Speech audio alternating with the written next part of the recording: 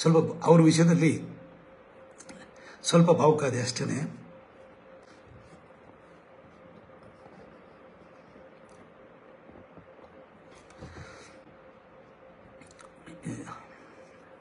ಸ್ವಲ್ಪ ಅವ್ರ ವಿಷಯದಲ್ಲಿ ಸ್ವಲ್ಪ ಭಾವುಕಾದೆ ಅಷ್ಟೇ. ಇಲ್ಲ ಸಾಹೇಬ್, ಈ ಮಹಾರಾಜರಲ್ಲಿ ಹೊಗಳು ಭಟ್ರು ಇರ್ತಾರೆ, ಚಾಣಿಕೋರರು ಇರ್ತಾರೆ, ಎಲ್ಲ ಥರದವ್ರು ಇರ್ತಾರೆ. ಇಲ್ಲಿ ನಾನು ಲೀಡ್ರ್ ಮನೆಗೆ ನಾನು ಪೊಲಿಟಿಕಲ್ ಸರ್ವೈವಲಿಗೋಸ್ಕರ ಯಾರ್ದ ಮನೆ ನಾನು ಸುತ್ತಲ್ಲ. ಅದೇ ಈ ಥರ ನೀವು ಒಳಬೇಡಿ, ಯಾಕಂದ್ರೆ ನಾ ಕಷ್ಟದಿಂದ ಬಂದಿರೋನು. ನನ್ನ ತಾಯಿ ಹೋಟ್ಲಿಗೆ ಹಾಲು ಕರ್ಕೊಂಡು ನನ್ನ ತಮ್ಮಂದಿರು ಹಾಕೋರು, ನಾನು ರಜೆನಲ್ಲಿ ನಾನು ಹೋಟ್ಲಿಗೆ ಹಾಲು ಹಾಕಿದ್ದೀನಿ, ದನ ಕಾಯ್ದಿದ್ದೀನಿ. ಅಲ್ಲಿಂದ ಬಂದ್ರೆ ನೀವು ನನಗೆ ನನ್ನ ಕ್ಷೇತ್ರದ ಆಚಾರ್ಯ ಎಲ್ಲೋ ಮಂಗಳೂರವರು, ಎಲ್ಲೋ ಉಡುಪಿಯವರು, ಎಲ್ಲೋ ಚಿಕ್ಕಮಗಳೂರವರು, ಎಲ್ಲೋ ಕಾರವಾರದವರು, ಎಲ್ಲೋ ರಾಯಚೂರವರು, ಎಲ್ಲೋ ನಿಮಗೆ ಬಳ್ಳಾರಿಯವರು ಇರ್ಬೋದು, ಎಲ್ಲೋ ವಿಜಯಪುರದವ್ರು ಇರ್ಬೋದು, ಎಲ್ಲೋ ರಿಸರ್ವ್ ಕ್ಷೇತ್ರದವ್ರು ಕೂಡ ನೀ ಬಾ ಅಂತ ಹೇಳ್ತಿರಲ್ಲ. ಎಲ್ಲರಿಗೂ ನನ್ನ ನಮಸ್ಕಾರಗಳು.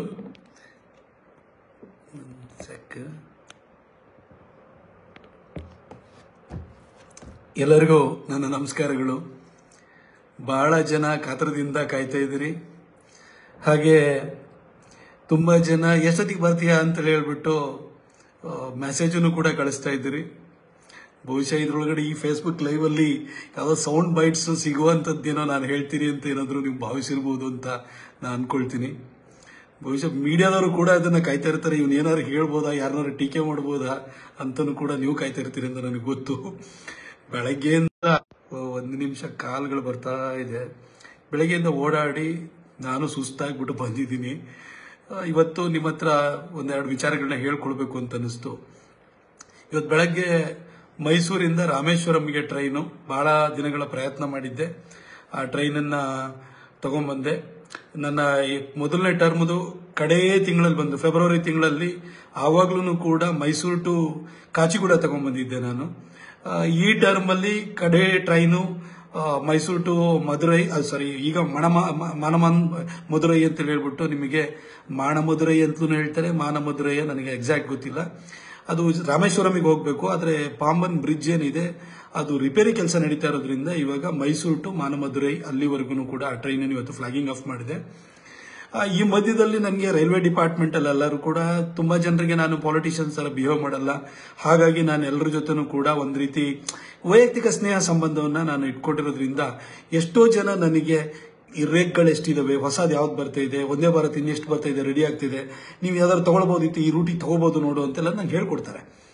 ಹಾಗಾಗಿ ನನಗೆ ಅಲ್ಲಿ ಇಡಿ ಒಬ್ರು ಇದ್ದಾರೆ, ಸತ್ಯೇಂದ್ರ ಸಿಂಗ್ ಇರ್ಬೋದು, ಇಲ್ಲಿ CPTM ಇದ್ದಾರೆ, ಕ್ರಿಸ್ಟಫರ್ ಅಂತ ಇರ್ಬೋದು, ಎಲ್ಲರ ಜೊತೆನೂ ಒಳ್ಳೆ ರಿಲೇಶನ್ಶಿಪ್ ಇಟ್ಬಿಟ್ರಿ ಅಂತ ಹೇಳ್ತಾ ಇರ್ತಾರೆ. ನಾನು ಮೊನ್ನೆ ಮಾತಾಡ್ಬೇಕಾದ್ರೆ ಗೊತ್ತಾಯ್ತು, 12ನೇ ತಾರೀಕು ಮೋದಿಜಿ ಅವರು ಬ್ಯಾಂಗ್ಳೂರಿಂದ ಚೆನ್ನೈಗೆ ಒಂದು ಮಾರ್ನಿಂಗ್ ಒಂದೇ ಭಾರತನ ಕೊಡ್ತಾ ಇದ್ದಾರೆ, ಫ್ಲಾಗಿಂಗ್ ಆಫ್ ಮಾಡ್ತಾ ಇದ್ದಾರೆ ಅಂತ ಗೊತ್ತಾಯ್ತು. ಆಗ ನನಗನ್ನಿಸ್ತು, ನಮ್ಮ ಹತ್ರ ಈಗ ಒಂದೇ ಭಾರತ ಇದೆ, ಶತಾಬ್ದಿ ಎಕ್ಸ್ಪ್ರೆಸ್ ಇದೆ ಚೆನ್ನೈಗೆ ಹೋಗ್ಲಿಕ್ಕೆ. ಆದರೆ ಅದು ಮಧ್ಯಾಹ್ನ ಎರಡೂ ಕೂಡ ಅರ್ಧ ಗಂಟೆ ವ್ಯತ್ಯಾಸದಲ್ಲಿ ಹೊರಡುತ್ತೆ. ನಮ್ ಬೆಳಗ್ಗೆ ಹೋಗಿ ಸಂಜೆ ಬರಬೇಕು. ಅದಕ್ಕೋಸ್ಕರವಾಗಿ ನಾನೇನ್ ಮಾಡಿದೆ, ಇಮಿಡಿಯೇಟ್ ಆಗಿ ಲೆಟರ್ ಡ್ರಾಫ್ಟ್ ಮಾಡಿಕೊಡು ಅಂತ ಅವರೇ ನನಗೆ ಹೇಳ್ಕೊಟ್ರು. ನಾನು ಹೋಗಿ ನೀನು ಮಿನಿಸ್ಟರ್ ಆಫ್ ರೈಲ್ವೇಸ್ ಅವ್ರನ್ನ ಕನ್ವಿನ್ಸ್ ಮಾಡಬೇಕು, ಬೋರ್ಡನ್ನ ಕನ್ವಿನ್ಸ್ ಮಾಡಬೇಕು ಅಂತ ಹೇಳಿದ್ರು. ನಾನು ಹೇಳಿದೆ, ನಾನು ಬೋರ್ಡನ್ನ ಈ ಮಿನಿಸ್ಟರ್ನ ಕನ್ವಿನ್ಸ್ ಮಾಡ್ಕೋತೀನಿ, ಬಟ್ ನೀವು ಇಲ್ಲಿಂದ ನಿಮ್ಮ ಹತ್ರ ಅಭಿಪ್ರಾಯ ಕೇಳಿದ ಕೂಡಲೇ ಪಾಸಿಟಿವ್ ರೆಸ್ಪಾಂಡ್ ಮಾಡಿ ಅಂತ ಹೇಳಿದೆ. ಅವರು ಕೂಡ ಓಕೆ ಅಂತ ಹೇಳಿದ್ರು. ಹಾಗೆ ನಾಳೆ ಬೆಳಗ್ಗೆ ಫ್ಲಾಗ್ ಆಫ್ ಆಗ್ತಾ ಇದೆ. ಆದರೆ ನಮ್ಮಲ್ಲಿ ಅದರದ್ದು ಮೈಸೂರಿಂದ ಬೆಳಗ್ಗೆ ಹೋಗಿ ಚೆನ್ನೈಗೆ ಹೋಗಿ ರಾತ್ರಿಗೆ ವಾಪಸ್ ಬರುತ್ತೆ. ರಾತ್ರಿ ಅದರದ್ದು ಮೇಂಟೆನೆನ್ಸ್ ಅಂದ್ರೆ ಪ್ರೈಮರಿ ಮೇಂಟೆನೆನ್ಸ್ ಒಂದು 6 ಅವರ್ಸ್ ಬೇಕಾಗುತ್ತೆ. ಆ 6 ಅವರ್ಸ್ ಮೈಸೂರಿನಲ್ಲಿ ನಾವು ಸ್ಟೇಷನ್ ಮಾಡಿ ಅದರದ್ದು ಬ್ರೇಕ್ ಶೂ ಇರ್ಬೋದು, AC ಇರ್ಬೋದು ಎಲ್ಲ ಚೆಕ್ ಮಾಡ್ತಾರೆ, ಕ್ಲೀನಿಂಗ್ ಇರುತ್ತೆ. ಆದ್ರೆ ನಮ್ಮ ಹತ್ರ ಅದಕ್ಕೊಂದು ಪಿಟ್ ಲೈನ್ ಬೇಕಾಗುತ್ತೆ. ಅದು AC ಎಲ್ಲ ಚೆಕ್ ಮಾಡಿದ್ರೆ ಅದಕ್ಕೆ ಎಲೆಕ್ಟ್ರಿಫಿಕೇಶನ್ ಆಗಿರ್ಬೇಕಲ್ಲ, ಹಾಗಾಗಿ ಅದು ಸ್ವಲ್ಪ ವಿಳಂಬ ಆಗ್ತಾ ಇರೋದ್ರಿಂದ ನಮಗೆ ನಾಳೆ ಅದು ಚೆನ್ನೈಯಿಂದ ಫ್ಲಾಗಿಂಗ್ ಆಫ್ ಆಗುತ್ತೆ, ಬ್ಯಾಂಗ್ಳೂರ್ ಬಂದು ಮತ್ತೆ ಚೆನ್ನೈಗೆ ಹೋಗುತ್ತೆ. ಏಪ್ರಿಲ್ 5ನೇ ತಾರೀಕಿಂದ ಅದು ಮೈಸೂರಿಂದ ಹೊರಟು ಚೆನ್ನೈಗೆ ಹೋಗಿ ವಯಾ ಬ್ಯಾಂಗ್ಳೂರ್ ಚೆನ್ನೈಗೆ ಹೋಗಿ ಚೆನ್ನೈಯಿಂದ ಮೈಸೂರಿಗೆ ಬರುತ್ತೆ. ಯಾಕೆ ಹೇಳ್ತೀನಿ, ಇದು 13ನೇ ಟ್ರೈನ್ ಆಗುತ್ತೆ. ಅಷ್ಟರೊಳಗಡೆ ಫ್ಲಾಗಿಂಗ್ ಆಫ್ ಮಾಡ್ಲಿಕ್ಕೆ ನಂಗೆ ಆಗಲ್ಲ. ಯಾಕೆಂತಂದ್ರೆ ಚುನಾವಣೆ ಮಧ್ಯದಲ್ಲಿ ಇರ್ತೀವಿ ನಾವೆಲ್ಲ.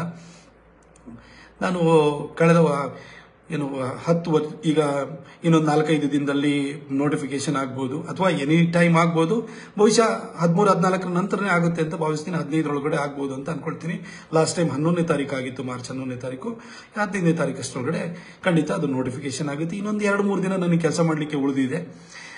ಈ ಒಂದು 10 ವರ್ಷಗಳಲ್ಲಿ ನನ್ನನ್ನು ತುಂಬ ಜನ ನೀವೆಲ್ಲ ಪ್ರೀತಿಸಿದಿರಿ, ನನಗೆ ಪ್ರೋತ್ಸಾಹಿಸಿದಿರಿ, ಟೀಕ್ಸಿದಿರಿ, ನನಗೆ ಚಾಟಿಗೇಟ್ ಕೊಟ್ಟಿದ್ದೀರಿ, ಬೈದಿದ್ದೀರಿ, ನನ್ನನ್ನು ತಿದ್ದಿದ್ದೀರಿ, ಎಲ್ಲ ತುಂಬ ನೀವೆಲ್ಲ ಸಹಾಯನ ಮಾಡಿದಿರಿ.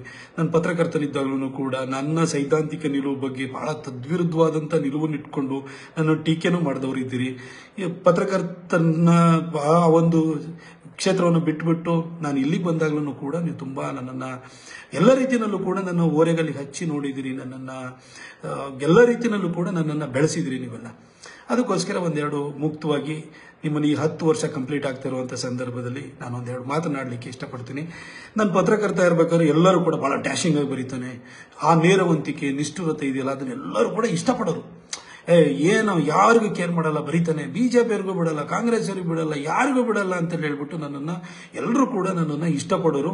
ಯಾರೋ ಎಲ್ಲೇ ಹೋಗಿ ಸಿಕ್ಕಿದಾಗ್ಲೂ ಕೂಡ ತುಂಬ ಜನ ನನ್ನನ್ನು ಬಂದ್ಬಿಟ್ಟು ಏನು ಧೈರ್ಯದಿಂದ ಬರೀತೀಯ ಅಂತೆಲ್ಲ ಹೇಳೋರು.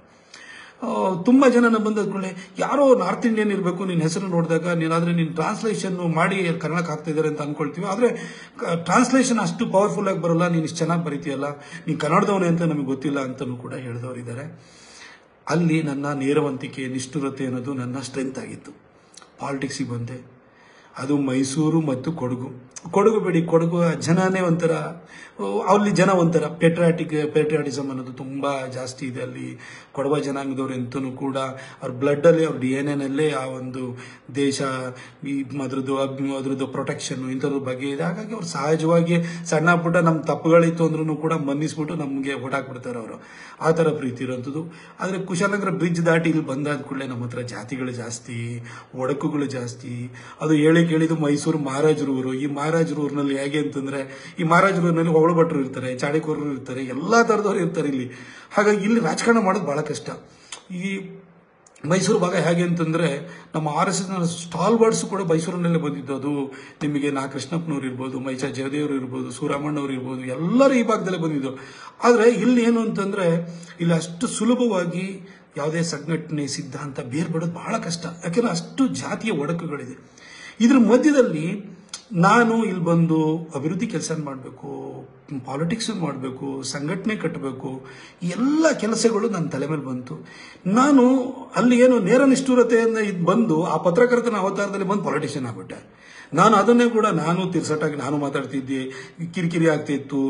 ಅಲ್ಲಿ ನಾನು ಯಾವುದೋ ಮೂಡಲ್ಲಿ ಬರೀತಾ ಇದ್ದೆ. ಇಲ್ಲಿ ಆಗಲ್ಲ, ಮೂಢನಂಬಿಕೆ ಕೆಟ್ಟಿರ್ಲಿ ಸರಿ ಇರಲಿ, ಜನರ ಜೊತೆ ಮಾತ್ರ ನಗ್ತಾ ಮಾತಾಡ್ತಿರ್ಬೇಕು. ಇದಕ್ಕೆ ಫೀಲ್ಡಿಗೆ ಅಡಾಪ್ಟ್ ಮಾಡ್ಕೊಳ್ಳೋಕೆ ನನಗೆ ಭಾಳ ಕಷ್ಟ ಆಗೋಗ್ಬಿಡ್ತು. ಮತ್ತೆ ಯಾರೋ ನಮ್ಮನ್ನು ಪ್ರೊಟೆಕ್ಟ್ ಮಾಡಲಿಕ್ಕೆ, ನಮ್ಮ ಅಪ್ಪ ಮೊದಲೇ ಸತ್ತೋಗಿ ಆಗೋಗ್ಬಿಟ್ಟಿತ್ತು. ನಮ್ಮಮ್ಮ ಯಾವುದೋ ನಮ್ಮೂರಲ್ಲಿ ಹಳ್ಳಿನಲ್ಲಿ ನನ್ನ ತಮ್ಮಂದಿರ ಜೊತೆ ಬದುಕ್ತಾಳೆ. ನನಗೆ ಯಾವ ಹಿನ್ನೆಲೆನೂ ಇಲ್ಲ, ಯಾವ ಫೈನಾನ್ಷಿಯಲ್ ಬ್ಯಾಕಿಂಗ್ ಇಲ್ಲ, ಏನಿಲ್ಲ.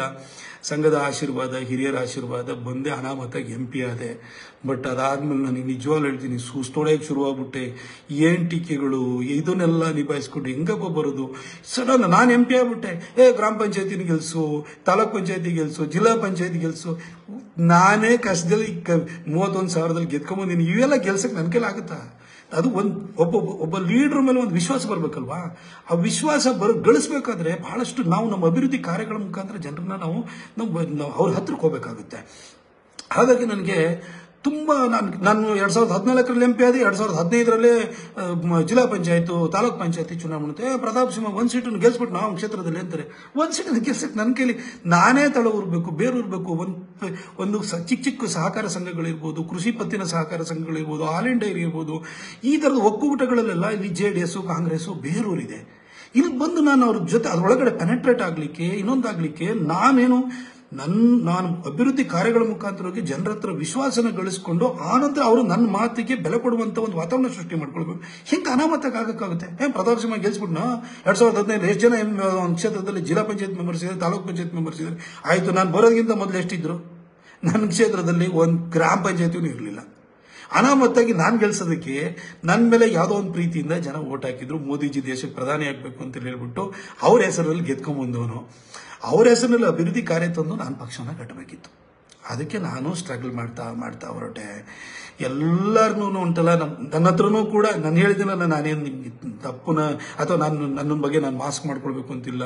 ನಮಗೆ ಪತ್ರಕರ್ತನಾಗಿದ್ದಾಗ ಒಂಥರ ಫ್ರೀಯಾಗಿ ನಾವು ಪತ್ರಕರ್ತರಾಗಿರುವಾಗ ನಾವು ಪ್ರೆಸ್ ಕ್ಲಬ್ಬಿಗೆ ಹೋಗ್ತಾ ಇದ್ದು, ಬೇರೆ ಕಡೆನೂ ಹೋಗ್ತಾ ಇದ್ದು. ಅಲ್ಲೇನಂತಂದ್ರೆ ನಮ್ದು ಆ ಥರ ಗ್ರೂಪ್ ಬೇರೆ ಇರ್ತಿದ್ದು, ಹರಟೆ ಹೊಡಿತಿದ್ದು. ಇಲ್ಲಿ ಹರಟೆ ಹೊಡೆಯೋ ಟೈಮ್ ಇಲ್ಲ, ಜನರ ಹತ್ರ ಬೆಳಗ್ಗೆಯಿಂದ ಸಂಜೆವರೆಗೂ ಕೆಲಸಕ್ಕೆ ಹೋಗ್ಬೇಕಿತ್ತು. ಇಲ್ಲಿ ನಮ್ಮ ಒಂದೊಂದು ನಡತೆನೂ ಕೂಡ ಇಲ್ಲಿ ರಿವ್ಯೂ ಮಾಡ್ತಾರೆ ಅಂತ ಒಂದು ಪರಿಸ್ಥಿತಿ ಇತ್ತು. ಹಾಗೆ ನಾನು ಇದಕ್ಕೆ ಅಡಾಪ್ಟ್ ಹಾಕ್ಕೊಂಡು ಇಲ್ಲಿ ಬರೋಷ್ಟರಲ್ಲಿ ನಾನು ನಿಜವಾಗ್ಲೂ ಹೈರಾಣ ಆಗೋದೆ.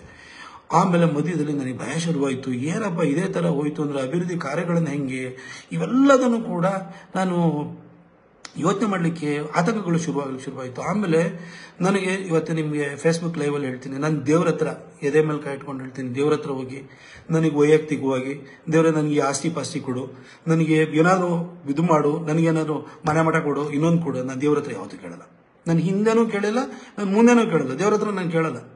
ನನ್ನ ದೇವರು ಇವತ್ತು ಆ ತಾಯಿ ಚಾಮುಂಡೇಶ್ವರಿ, ಕಾವೇರಿ ತಾಯಿ, ನಮಗೆಲ್ಲ ನಾನು ನಂಬಿದಂಥ ದೇವರುಗಳು, ಇವರೆಲ್ಲರೂ ಕೂಡ ನನ್ನ ಸಂಸದನೆ ಮಾಡಿಬಿಟ್ಟಿದ್ದಾರೆ. ಮಾಡಾದ್ಮೇಲೆ ಇನ್ನೇನು ಕೇಳು ಅಂದರೆ ನಿಮ್ಗೆ ದೇವ್ರು ಏನು ಕೊಟ್ಟಿದ್ದಾನೆ ಅದಕ್ಕೆ ನಾವು ಥ್ಯಾಂಕ್ಫುಲ್ ಆಗಿರಬೇಕು. ನಮ್ಗೆ ಇವತ್ತೊಂದು ಮನೆ ಕೊಡು ಅಂತ ಕೇಳ್ತೀವಿ, ಮನೆ ಕೊಟ್ಟಾದ್ಮೇಲೆ ಅಯ್ಯೋ ಇನ್ನೊಂದು ಮನೆ ಎಕ್ಸ್ಟ್ರಾ ಇದ್ರೆ ಬಾಡಿಗೆ ಕೊಡ್ಬೋದಿತ್ತು, ಅದ್ರಲ್ಲಿ 4 ಕಾಸು ಕಮಾಯಿ ಆಗೋದು, ನಮ್ಮ ಜೀವನ ಚೆನ್ನಾಗಿ ನಡೆದು ಇನ್ನೊಂದು ಮನೆ ಕೊಡ್ತಾ ಅಂತಂದ್ರೆ ಇನ್ನೊಂದು 5-6 ಮನೆ ಇತ್ತು ಅಂದರೆ ಇನ್ನೂ ಲ್ಯಾವಿಶ್ ಆಗಿ ಬದುಕಬೇಕಿತ್ತು. ಮನುಷ್ಯನ ಆಸೆಗಳಿಗೆ ಮಿತಿ ಇಲ್ಲ. ಕೊಟ್ಟಿದ್ರಲ್ಲಿ ನಾವು ಖುಷಿ ಪಡಲ್ಲ. ನಾನು ಆದರೆ ಆ ಥರ ಅಲ್ಲ. ದೇವ್ರ ಹತ್ರ ನಾನು ಯಾವತ್ತೂ ಕೇಳಲಿಲ್ಲ. ದೇವ್ರ ಹತ್ರ ನಾನು ಹೋಗಿ, ನನ್ನ ಇಷ್ಟ ದೇವರು ಯಾರು ಅಂತ ನಾನು ಹೇಳಲ್ಲ, ಆದರೆ ನನ್ನ ಇಷ್ಟ ದೇವ್ರ ಹತ್ರ ಹೋಗಿ ಹರಕೆ ಚೀಟಿ ತೊಗೊಂಡೋಗಿ ನನಗೆ ಮೈಸೂರಿಗೆ ಪಾಸ್ಪೋರ್ಟ್ ಸೇವಾ ಕೇಂದ್ರ ಬೇಕು ಅಂತ ನಾನು ಹರಕೆ ಇಟ್ಟೆ. ಅನಂತಕುಮಾರ್ ಸಾಹೇಬ್ರ ಹತ್ರ ಹೋಗಿ ಸುಷ್ಮಾ ಸ್ವರಾಜ್ ಅವ್ರ ಹತ್ರ ನಾನು ಹೇಳಿಸ್ತೆ, ನನಗೆ ಪಾಸ್ಪೋರ್ಟ್ ಸೇವಾ ಕೇಂದ್ರ ಬೇಕೇ ಬೇಕು ಅಂತ ಹೇಳ್ಬಿಟ್ಟು. ಅದು ಏನೋ 2018 ಕ್ಯಾಬಿನೆಟ್ ಡಿಸಿಷನ್ ಆಗುತ್ತೆ. ಅದಾದ ನಂತರ ನಿಮಗೆ ಇದು ಆಮೇಲೆ ಮೈಸೂರಿಗೆ ಸಿಗ್ಬೋದು, ಇದು ಫಸ್ಟ್ ಟರ್ಮ್ ಎಂಡ್ ಆಗೋಷ್ಟೊಳಗಡೆ ಸಿಗ್ಬೋದು ಅಂತ ಹೇಳಿದರು. ನಾನು ಹೋಗ್ಬಿಟ್ಟು ನನ್ನ ದೇವ್ರಿಗೆ ಹರಕೆ ಇಟ್ಟೆ, ಪ್ರಾರ್ಥನೆ ಮಾಡ್ಕೊಂಡು ಬಂದೆ. ನನಗೆ ಕುಶಾಲನಗರಕ್ಕೆ ಟ್ರೈನ್ ತೊಗೊಂಬರ್ತೀನಿ ಅಂತ ಹೇಳಿದ್ದೀನಿ, ಅದು ಬೇಕು, ನನಗೆ ಈ ಪಾಸ್ಪೋರ್ಟ್ ಸೇವಾ ಕೇಂದ್ರ ಬೇಕು ಅಂತ ಹೋಗಿ ದೇವ್ರ ಹತ್ರ 2016 ಹೋಗಿ ನಾನು ಹರಕೆ ಹೊತ್ತೆ. ಆಗಸ್ಟಲ್ಲಿ ಹರಕೆ ಹೊತ್ತೆ. ಆಮೇಲೆ ಅವರು 2018 ಕ್ಯಾಬಿನೆಟ್ ಡಿಸಿಷನ್ ಆಗಲ್ಲ ಅಂತಂದ್ರು. ಒಂದು ದಿನ ಸುಷ್ಮಾ ಸ್ವರಾಜ್ ಅವರು ಅಚಾನಕ್ ಕಾಲ್ ಬಂತು, ನಾವು ಪೋಸ್ಟ್ ಆಫೀಸ್ ಪಾಸ್ಪೋರ್ಟ್ ಸೇವಾ ಕೇಂದ್ರ ಅಂತ ಮಾಡ್ತಿದ್ವಿ, POPSಗೆ, ಕಂಟ್ರೀಸ್ ಫಸ್ಟ್ POPSಗೆ ನಾವು ಮೈಸೂರಿಗೆ ಕೊಡ್ತಾ ಇದೀವಿ ಅಂತ ಹೇಳ್ಬಿಟ್ಟು ಅವ್ರು ಘೋಷಣೆನ ಮಾಡಿದ್ರು. ಫೋನ್ ಮಾಡಿ ಹೇಳಿದ್ರು ನನಗೆ ಇದು ಗುಡ್ ಗವರ್ನೆನ್ಸ್ ಡೇ ಡಿಸೆಂಬರ್ 25 ಇರ್ತದೆ, 23 ವರ್ಷದೊಳಗಡೆ 3 ದಿನ ಇದೆ, ಪ್ರಿಪರೇಷನ್ ಮಾಡಿ ಇನಾಗ್ರೇಟ್ ಮಾಡಬೇಕು ಅಂತ ಅನಂತಕುಮಾರ್ ಸಾಹೇಬ್ರೆ ಬಂದು ಇನಾಗ್ರೇಟ್ ಮಾಡಿಕೊಟ್ರು. ಆ ದೇವ್ರ ಹತ್ರ ನಾನು ಹರಕೆ ಹೊತ್ತಿದ್ದೆ. ನನಗೋಸ್ಕರ ಹರಕೆ ಹೊತ್ತಿಲ್ಲ, ನನ್ನ ಕ್ಷೇತ್ರಕ್ಕೋಸ್ಕರ ಹರಕೆ ಹೊತ್ತಿದ್ದೆ. ಇವತ್ತು ಪಾಸ್ಪೋರ್ಟ್ ಕೇಂದ್ರವನ್ನು ತಗೊಂಡ್ಬಂದೆ. ರಿನ್ಯೂವಲ್ಲು ಎಲ್ಲ ಸೇರಿಬಿಟ್ಟು 1 ಲಕ್ಷಕ್ಕಿಂತ ಜಾಸ್ತಿನ ನಾವು ಕೊಟ್ಟಿದ್ದೀವಿ. ಹಾಗೆ ಕುಶಾಲನಗರದ ಟ್ರೈನನ್ನು ಕೂಡ ನಾನು ಕೇಳ್ಕೊಂಡಿದ್ದೆ. ಅದು ಕೂಡ 2018 ಬಜೆಟ್ನಲ್ಲಿ ಪಿಂಕ್ ಬುಕ್ಕಲ್ಲೂ ಕೂಡ ಬಂದಾಯಿತು. ಪಿಂಕ್ ಬುಕ್ ಅಂದರೆ ಕನ್ಫರ್ಮೇಷನ್ ಅಂತ ಹೇಳಿ ಅದನ್ನು ತಗೊಂಡ್ಬಂದೆ. ಹೈವೇದಿರ್ಬೋದು, ಪ್ರತಿಯೊಂದು ಕೆಲಸಕ್ಕೂ ಕೂಡ ದೇವ್ರಿಗೆ ಮೊರೆ ಹೋದೆ, ಪ್ರಾರ್ಥನೆ ಮಾಡ್ತಿದ್ದೆ, ಆನಂತರ ಸಂಕಲ್ಪ ಮಾಡ್ತಿದ್ದೆ, ಬರ್ತಾ ಇದ್ದೆ. ದೇವ್ರ ಹತ್ರ ನಾನು ಕೇಳಿದ್ದೀನಿ, ನನ್ನ ಕ್ಷೇತ್ರಕ್ಕೆ ಏನೋ ಕೊಡು ಅಂತೇಳಿ ಹೇಳ್ಬಿಟ್ಟು ನಾನು ದೇವ್ರನ್ನ ಕೇಳಿದ್ದೀನಿ ಹೊರತು ಇವತ್ತು ದೇವ್ರ ಮೇಲೆ ನಾನು ಎಲ್ಲರ ಹತ್ರ ಸುಳ್ಳು ಹೇಳೋ ಪೊಲಿಟಿಷಿಯನ್ ಅಲ್ಲ. ನಾನು ದೇವ್ರ ಹತ್ರ ನಾನು ಇವತ್ತು ಹೋಗಿ ತಾಯಿ ಚಾಮುಂಡಿ ಹತ್ರ ಹೋಗಿ ಕೂತ್ಕೊಂಡು ತಾಯಿ ನನ್ನನ್ನು ಪ್ರೊಟೆಕ್ಟ್ ಮಾಡು ಅಂತ ಕೇಳ್ಕೊಳ್ತೀನಿ. ನನಗೆ ಒಳ್ಳೆ ಕೆಲಸ ಮಾಡ್ಲಿಕ್ಕೆ ಇನ್ನೂ ಶಕ್ತಿನ ಕೊಡು ಅಂತ ಕೇಳ್ತೀನಿ, ಅವಕಾಶನ ಕೊಡು ಅಂತ ಕೇಳ್ತೀನಿ. ನಾನು ವೈಯಕ್ತಿಕವಾಗಿ ಇವತ್ತು ನಾನು ಯಾವ ದೇವ್ರ ಹತ್ರನೂ ಹೋಗಿ ನಾನು ಕೇಳಲ್ಲ. ನನಗದು ಬೇಕು ಆಗಿಲ್ಲ. ನಾನು ಯಾಕೆಂದ್ರೆ ದೇವ್ರು ನನಗೆ ಕೊಟ್ಟಿದ್ದೀನಿ, ಇಷ್ಟು ಒಳ್ಳೆ ಕೆಲಸ ಮಾಡುವಂಥ ಅವಕಾಶನ ದೇವ್ರು ಕೊಟ್ಟಿದ್ದಾನೆ. ಅದಾದ ನಂತರ ನನ್ನ ಅಭಿವೃದ್ಧಿ ಕಾರ್ಯಗಳು ನಿಮ್ಗೆ ದುಡ್ಡು ಹೇಳ್ಬೋದು. ನಿಮ್ಮೆಲ್ಲರಿಗೂ ಭಾಳ ಕಾತರ ಏನು ಅಂತಂದರೆ, ಏನು ಟಿಕೆಟ್ ಸಿಗುತ್ತಾ ಇಲ್ವಾ, ಇವನೇನೋ ವ್ಯಕ್ತಪಡಿಸ್ತಾನ ಅಂತ ನೀವು ಯೋಚನೆ ಮಾಡಬೇಡಿ. ದೇವರು ಯಾವಾಗ ಎಷ್ಟು ಅವಕಾಶ ಕೊಡ್ತಾನೆ ಅದರಲ್ಲಿ ಒಳ್ಳೆ ಕೆಲಸವನ್ನು ಮಾಡಿ ಅವರಿಂದ ಶಬಾಸ್ ಅಂತ ನಾವು ಅನ್ನಿಸ್ಕೋಬೇಕು. ನಾನು ಇವತ್ತು ಯಾಕೆ ಈ ಫೇಸ್ಬುಕ್ ಲೈವ್ ಮಾಡಿದ್ದೀನಿ ಅಂತಂದರೆ, ನಾನು ಕಳೆದ 3 ದಿನದಿಂದ ಸೋಷಿಯಲ್ ಮೀಡಿಯಾ ನೋಡ್ತಾ ಇದ್ದೀನಿ, ಟ್ವಿಟರ್ ಟ್ರೆಂಡಿಂಗ್ ನೋಡ್ತಾ ಇದ್ದೀನಿ, ನಮಗೆ ವಾಟ್ಸಪ್ಪಲ್ಲಿ ಬರೋ ಮೆಸೇಜ್ ನೋಡ್ತಾ ಇದ್ದೀನಿ, ಕಾಲ್ಸನ್ನು ನೋಡ್ತಾ ಇದ್ದೀನಿ. ಅದೇ ರೀತಿಯಲ್ಲಿ ನಿಮಗೆ ನೀವು ಪೋಸ್ಟ್ಗಳನ್ನೆಲ್ಲ ಹಾಕೊಳ್ತಿದ್ರಲ್ಲ ಫೇಸ್ಬುಕ್ಕಲ್ಲಿ, ಎಲ್ಲ ಇನ್ಸ್ಟಾ ಪೋಸ್ಟ್ಗಳೆಲ್ಲ ನೋಡ್ತಾ ಇದ್ದೀನಿ. ನಿಜ ಹೇಳ್ತೀನಿ, I am thankful to my god Narendra Modiji. ನನಗೆ ಇವತ್ತು ಇಷ್ಟು ಅವಕಾಶನ ಅವ್ರ ಹೆಸರಿನಲ್ಲಿ ಗೆದ್ಕೊಂಡ್ಬಂದಿದ್ದೀನಿ. ನನ್ನ ಇಷ್ಟ ದೇವತೆ ಚಾಮುಂಡೇಶ್ವರಿ, ಕಾವೇರಿ ತಾಯಿ, ನನ್ನ ಏನೋ ಮನೆ ದೇವರು ಬೇರೆ, ಹೀಗೆ ನನ್ನ ಇಷ್ಟ ದೇವರು ಅವ್ರಿಗೆ ಯಾವಾಗಲೂ ನನ್ನ ಪ್ರತಿನಿತ್ಯನೂ ಕೂಡ ನಾನು ಏನೋ ಅವರಿಗೆ ನಾನು ಪ್ರಾರ್ಥನೆಯನ್ನು ಮಾಡ್ತಿರ್ತೀನಿ. ಆದರೆ ಪ್ರತಾಪ್ ಸಿಂಹ ಒಬ್ಬ ಸಾಮಾನ್ಯ ಪತ್ರಕರ್ತನನ್ನು ಬಂದು ಅನಾಮತಾಗಿ ಟಿಕೆಟ್ ಕೊಟ್ಟು ಮೈಸೂರಿಗೆ ರಾಮನವಮಿ ದಿನ 2014 ಏಪ್ರಿಲ್ 8ನೇ ತಾರೀಕು ಬಂದು ಮಹಾರಾಜ ಗ್ರೌಂಡಲ್ಲಿ ನಿಂತ್ಕೊಂಡು ನನ್ನ ಕೈ ಎತ್ತಿಬಿಟ್ಟು ಪ್ರತಾಪ್ ಸಿಂಹನ ಗೆಲ್ಲಿಸಿ ಅಂತ ಹೇಳಿ ಒಬ್ಬ ಪತ್ರಕರ್ತನನ್ನು ಏಕಾಏಕಿ ಸಂಸದನನ್ನು ಮಾಡಿದವರು ನರೇಂದ್ರ ಮೋದಿಜಿಯವರು. ಅವ್ರ ಹೆಸರಲ್ಲಿ ಗೆದ್ದವು ನಾನು. 2019ರಲ್ಲೂ ಅವ್ರ ಹೆಸರಿನಲ್ಲಿ ಗೆದ್ದಿದ್ದು. ನಾನು ಇವತ್ತು ಇಷ್ಟು ಕೆಲಸ ಮಾಡಿದ್ದೇನಲ್ಲ, ನನ್ನ ಮೋದಿಜಿ ಕೊಟ್ಟಿರೋದು ಕೆಲಸಗಳು. ಇದು ಪ್ರತಾಪ್ ಸಿಂಹಂದು ಏನಂತಲ್ಲ, ಇವತ್ತು ಜನ ದೇಶಕ್ಕೆ ಮೋದಿ ಬೇಕು ಅಂತಾರೆ, ಹಾಗೆ ಕ್ಷೇತ್ರಕ್ಕೂ ಒಬ್ಬ ಛೋಟಾ ಮೋದಿ ಬೇಕು ಅಂತ ಹೇಳ್ತಾರೆ. ಒಬ್ಬ ಚಿಕ್ಕ ಮೋದಿ ನಮ್ಮಿಲ್ಲೂ ಬೇಕು, ಇಲ್ಲೂ ನಮ್ಮ ಕೆಲಸನೂ ಮಾಡಬೇಕು. ದೇಶಕ್ಕೂ ಅವ್ರು ಕೆಲಸ ಮಾಡ್ತಾರೆ, ಅವ್ರು ಬೇಕು, ಅದಕ್ಕೋಸ್ಕರ ನಮಗೆ ಓಟ್ ಹಾಕ್ತಾರೆ. ಅದೇ ತರ ನಮ್ಮಲ್ಲೂ ಒಂದು ಸಣ್ಣ ಪ್ರಮಾಣದ ಮೋದಿಯನ್ನು ಅವ್ರು ಎಕ್ಸ್ಪೆಕ್ಟ್ ಮಾಡ್ತಾರೆ. ಅದಕ್ಕೆ ಯಾವತ್ತೂ ಅನ್ಯಾಯ ಮಾಡಿದ್ರೆ ನಾವು ಕೆಲಸ ಮಾಡಬೇಕು. 10 ವರ್ಷದಿಂದ ನಾನು ಕೆಲಸ ಮಾಡಿದ್ದೀನಿ. 12 ಟ್ರೈನು, ನಾಳೆದು 13ನೇ ಟ್ರೈನು. ಅದು ಏಪ್ರಿಲ್ 5ಕ್ಕೆ ಬರುತ್ತೆ ಅಷ್ಟೇ. ಇಷ್ಟು ಟ್ರೈನ್ ತಂದೀನಿ.